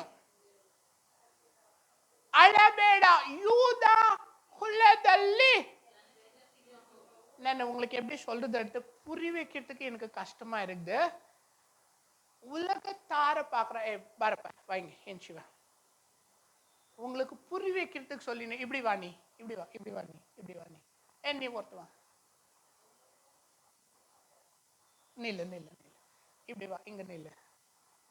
உங்களுக்கு புரியறதுக்கு சொல்லின்னு இருக்கிற அங்க நில்லு. இவன் யோஹானா, இவன் உலகத்திலே உயிரோடு இருக்கிறான். உலகத்திலே பரலோகத்துக்கு எடுத்து கொள்ளப்பட்டு அப்புறமா ஆண்டவரை பார்த்து சொல்லின்னு இருக்கிறான். இவன் வந்து பரலோகத்தில் இருக்கிற மூப்பன். யாரு இவன்? பரலோகத்தில் இருக்கிறவன். இவன் சொல்லுங்க, இவன் பூலோகத்திலே. இவன் 6ஆம் வசனம் இவன் என்ன சொல்றான்? ஒரு ಆಟುಕುಟ್ಟಿ, ಒಂದು ಕುರಿ ಜೀಸಸ್ ಇಲ್ಲಿ ನಿಂತಿದ್ರೆ ಇವನೇನಂತ ಹೇಳ್ತಾನೆ ಅಂದ್ರೆ ಭೂಲೋಕದಿಂದ ನೋಡಿ ಕೊಯ್ಯಲ್ಪಟ್ಟ ಕುರಿ ಅಂತ ಹೇಳ್ತಾನೆ. ಇವನೇನಂತ ಹೇಳ್ತಾನೆ ಗೊತ್ತಾ? ಕುರಿ ಅಂತ ಹೇಳಲ್ಲ, ಏನಂತ ಹೇಳ್ತಾನೆ? ಯೂದ ಕುಲದಲ್ಲಿ ಜಯಿಸಿದ ಸಿಂಹ. ಇವನೇನಂತ ಹೇಳ್ತಾ ಇದ್ದಾನೆ ಅಂದ್ರೆ, ಇವನಿಗೆ ಹೇಗೆ ಕಾಣ್ತಾ ಇದ್ದಾನೆ ಅಂದ್ರೆ ಕುರಿಯ ಹಾಗೆ ಕಾಣ್ತಾ ಇದ್ದಾನೆ. ಇವನ್ಗೆ ಹೇಗೆ ಕಾಣ್ತಾ ಇದ್ದಾನೆ? ಸಿಂಹವಾಗಿ ಕಾಣ್ತಾ ಇದ್ದಾನೆ. ಸರಿನಾ ತಪ್ಪ? ಪರಲೋಕ ಸಿಂಹವಾಗಿ ನೋಡ್ತಾ ಇದೆ ಜೀಸಸ್ ನ. ಇವನು ಭೂಲೋಕ ಏನ್ ನೋಡ್ತಾ ಇದೆ? ಕುರಿಯಾಗಿ ನೋಡ್ತಾ ಇದೆ. ಡಿಯರ್ ಫ್ರೆಂಡ್, ಒಂದು ಗ್ರೇಟ್ ಸೀಕ್ರೆಟ್ ಏನ್ ಗೊತ್ತಾ? ಈ ಲೋಕದಲ್ಲಿ ಕುರಿಯಾಗಿ ನಾವು ಜೀವಿಸಿದ್ರೆ ಪರಲೋಕದಲ್ಲಿ ಸಿಂಹವಾಗಿ ಜೀವಿಸ.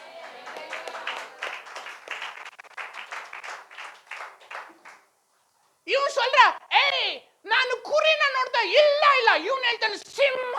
ಅದು ಹೇಗೆ ಸಿಂಹ? ಲೋಕನ ಜಯಿಸ್ತು, ಲೋಕಾಶೆನ ಜಯಿಸ್ತು, ಹಣದ ಆಶೆನ ಜಯಿಸ್ತು, ಪಾಪನ ಜಯಿಸ್ತು, ಸೈತಾನ್ನ ಜಯಿಸ್ತು. ಅದಕ್ಕೋಸ್ಕರ ಸಿಂಹ ಅಂತ ಇವನು ಹೇಳ್ತಾನೆ. ಡಿಯರ್ ಫ್ರೆಂಡ್, ಕುರಿಯಾಗಿ ತಗ್ಗಿಸ್ಕೋ, ಪರಲೋಕದಲ್ಲಿ ಸಿಂಹವಾಗಿ ಜೀವಿಸ್ತೀಯ.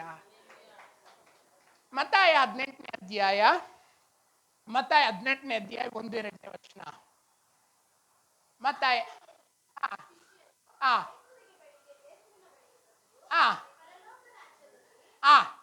ಯಾವನು ಹೆಚ್ಚಿನವನು ಎಂದು ಕೇಳಲು. ಒಂದ್ ನಿಮಿಷ, ಎಲ್ಲ ಜನ ಕೂತಿರ್ತಾರೆ, ಜನ ಎಲ್ಲ ಕೂತಿರ್ತಾರೆ. ಪರಲೋಕದಲ್ಲಿ ಯಾರು ದೊಡ್ಡವರು, ಯಾರು ಹೆಚ್ಚಿನವನು ಅಂತ ಕೇಳುವಾಗ ಎಲ್ಲ ಹಿಂಗೆ ಕೂತಿರ್ತಾರೆ. ನಾವು ಇವಾಗ ಕೂತಿದೀವಿ. ಅಮ್ಮ ಪುಂಜಿನಿರಿದ್ದ ತಮಿಳ್ ಕನ್ನಡ ಪುರಿದಿಂಗ್ಲಾ? ಎಲ್ಲರೂ ಹಿಂಗೆ ಕೂತಿರ್ಬೇಕಾದ್ರೆ ಮಗುನ ತಾಂಬ, ಮಗು ಅಳ್ತಾ ಐತೆ ಸ್ವಾಮಿ, ಇಲ್ಲ ಕೊಡು ಅಂತ ಹೇಳಿದಾಗ ಸಮಾಧಾನ ಅಂತ ಮಗುನ ಕರ್ಕೊಂಡು ಬಂದು ಹಿಂಗೆ ನಿಲ್ಲಿಸ್ತಾರೆ. ಮಗುನ ಹಿಂಗೆ ಅಪ್ಕೊಂಡು ಎಲ್ಲಾರ್ಗು ಜೀಸಸ್ ತೋರಿಸ್ತಾರೆ. ಈ ಮಗು ನೋಡ್ರಿ, ಈ ಮಗು ಕಾಣ್ತಾ ಇದೆ. ಹೌದು ರಬ್ಬಿ, ಕಾಣ್ತಾ ಇದೆ, ಮಗು ಕಾಣ್ತಾ ಇದೆ. ಎಸ್ ಕಾಣ್ತಾ ಇದೆ. ಮಗನೇ ಅಳ್ಳಬೇಡ ಅಂತ ಹೇಳಿ ಮಗುನ್ ನೋಡ್ಬಿಟ್ಟು, ಈ ಮಗು ತರ ಅಂದ್ರೆ ಕುರಿ ತರ ಯಾರು ತಗ್ಗಿಸ್ಕೊಳ್ತಾರೋ ಅವನೇ ಪರಲೋಕದಲ್ಲಿ ಸಿಂಹ, ಅವನೇ ಪರಲೋಕದಲ್ಲಿ ಹೆಚ್ಚಿನವನು. ಹಲ್ಲೆಲೂಯಾ. ಕುರಿಯ ಹಾಗೆ ತಗ್ಗಿಸಿಕೋ, ಕುರಿಯ ಹಾಗೆ ಜೀವಿಸು, ಕುರಿಯ ಹಾಗೆ ಸ್ವಾಮಿಯ ಸ್ವರವನ್ನು ಕೇಳು, ಕುರಿಯ ಹಾಗೆ ತ್ಯಾಗ ಮಾಡು, ಕುರಿಯ ಹಾಗೆ ಮೌನವಾಗಿರು, ಕುರಿಯಾಗಿ ಉತ್ತಮವಾದ ಫಲಗಳನ್ನು, ವರಗಳನ್ನು, ಪ್ರಾರ್ಥನೆಗಳನ್ನು ಸಮಾಜಕ್ಕೆ ಕೊಡು, ಕುರಿಯ ಹಾಗೆ ಜೀವನ ಮಾಡು. ಪರಲೋಕದಲ್ಲಿ ಗರ್ಜಿಸುವ ಸಿಂಹವಾಗಿರ್ತೀಯ. ಹಲ್ಲೆಲೂಯಾ. ಕೊನೆಯದಾಗಿ ಹೇಳಿ ಮುಗಿಸ್ಬಿಡ್ತೀನಿ. ಮಲಾಕಿಯ 4ನೇ ಅಧ್ಯಾಯ 2ನೇ ವಚನ. ಮಲಾಕಿಯ 4ನೇ ಅಧ್ಯಾಯ 2ನೇ ವಚನ. ಮಲಾಕಿಯ 4:2. ಮಲಾಕಿಯ 4ನೇ ಅಧ್ಯಾಯ 2ನೇ ವಚನ. ನೀವು ಓದ್ತಾ ಇರೋದು ತಪ್ಪು. ಮಲಾಕಿಯ 4:2.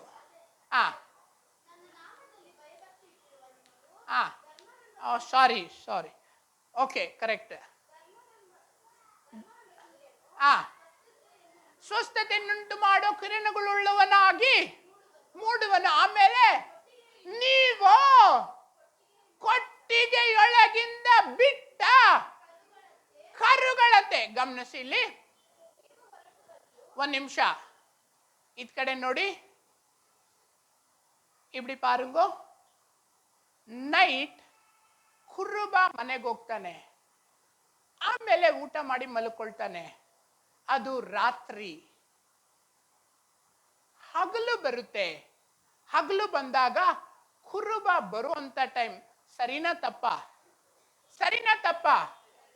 ರೋಮ ಪತ್ರಿಕೆ 13:11. ರೋಮ ಪತ್ರಿಕೆ 13:11.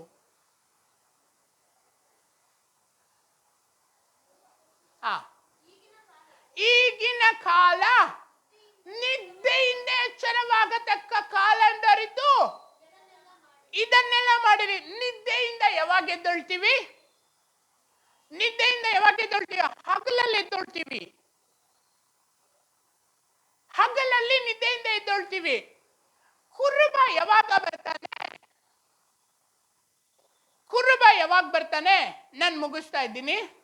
ಕುರುಬ ಯಾವಾಗ ಬರ್ತಾನೆ? ಬೆಳಿಗ್ಗೆ.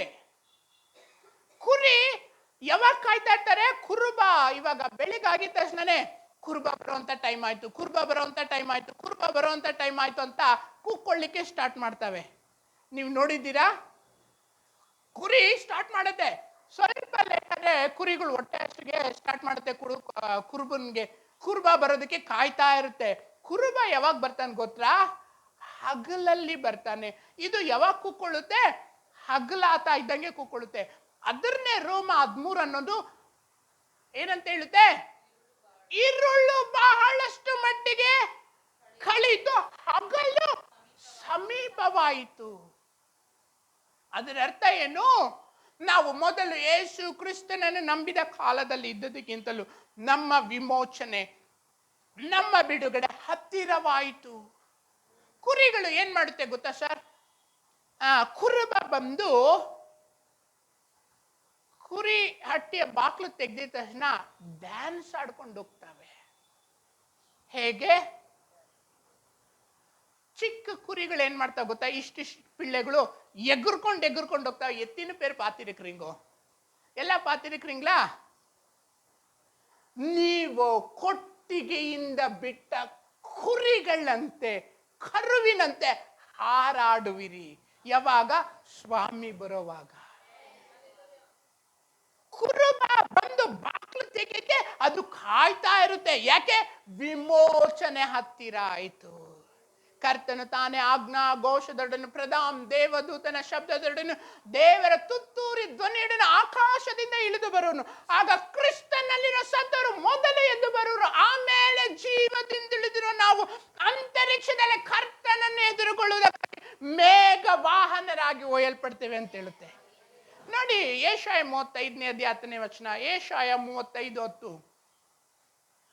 ಹೇಗೆ ಆ ಹಗಲು ಸಮೀಪವಾದಾಗ ಕುರುಬನ್ಗೆ ಕಾಯ್ತಾ ಇದ್ದಾಗ ಕುರುಬ ಬಂದು ಬಾಕ್ಲು ತೆಗೆದಾಗ ಎಗುರ್ಕೊಂಡು ಕುಣ್ಕೊಂಡು ಕುಡ್ಕೊಂಡು ಕುರಿಗಳು ಆಚೆ ಓಡುತ್ತೆ. ನೋಡಿ, ಯೆಹೋವನು ವಿಮೋಚಿಸಿದವರು ಹಿಂದಿರುಗಿ ಶಾಶ್ವತ ಸಂತೋಷವೆಂಬ ಕಿರೀಟವನ್ನು ಧರಿಸಿಕೊಂಡು ಉತ್ಸಾಹ ಧ್ವನಿಯೊಡನೆ ಚೀಯೋನಿಗೆ ಸೇರುವರು. ಹರ್ಷಾನಂದಗಳನ್ನು ಅನುಭವಿಸರು. ಮರೆಯು ಕರೆಯು. ಹಲ್ಲೆಲೂಯಾ. ಕುರಿಗಳು ಏನ್ ಮಾಡ್ತಾರೆ? என் கதுவோணும், என் கிதுவோணும், என் கது வருது, என் கிது வருது, என் பையன் வந்தக்கா இப்படி வரும், என் பொண்ணு வந்தக்கா அவ்வளோ வரும், எனக்கு அதானக்கா இப்படி அதானக்கா இப்படி ಇದು ಅದು. No no no no. ಕುರಿಗಳು ಒಂದಕ್ಕೋಸ್ಕರ ಮಾತ್ರ ಕಾದಿರುತ್ತೆ. ಅದು ಕರ್ತನ ದಿನಕ್ಕಾಗಿ ಮಾತ್ರ, ಕರ್ತನ ಬರುವಿಕೆಗೆ ಮಾತ್ರ ಕುರಿಗಳು ಕಾದಿರ್ತಾವೆ. ಡಿಯರ್ ಫ್ರೆಂಡ್, ಕೊನೆಗೊಂದು ಪ್ರಶ್ನೆ ಕೇಳ್ತೀನಿ. ಇಷ್ಟೊತ್ತು ಕುರಿಗಳ ಕ್ಯಾರೆಕ್ಟರ್ ನೀನು ಕೇಳಿದೆ.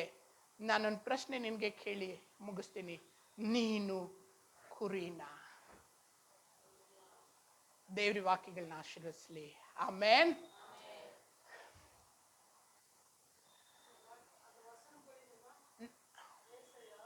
முப்பத்தஞ்சு 10 தமிழ்ல படிங்க.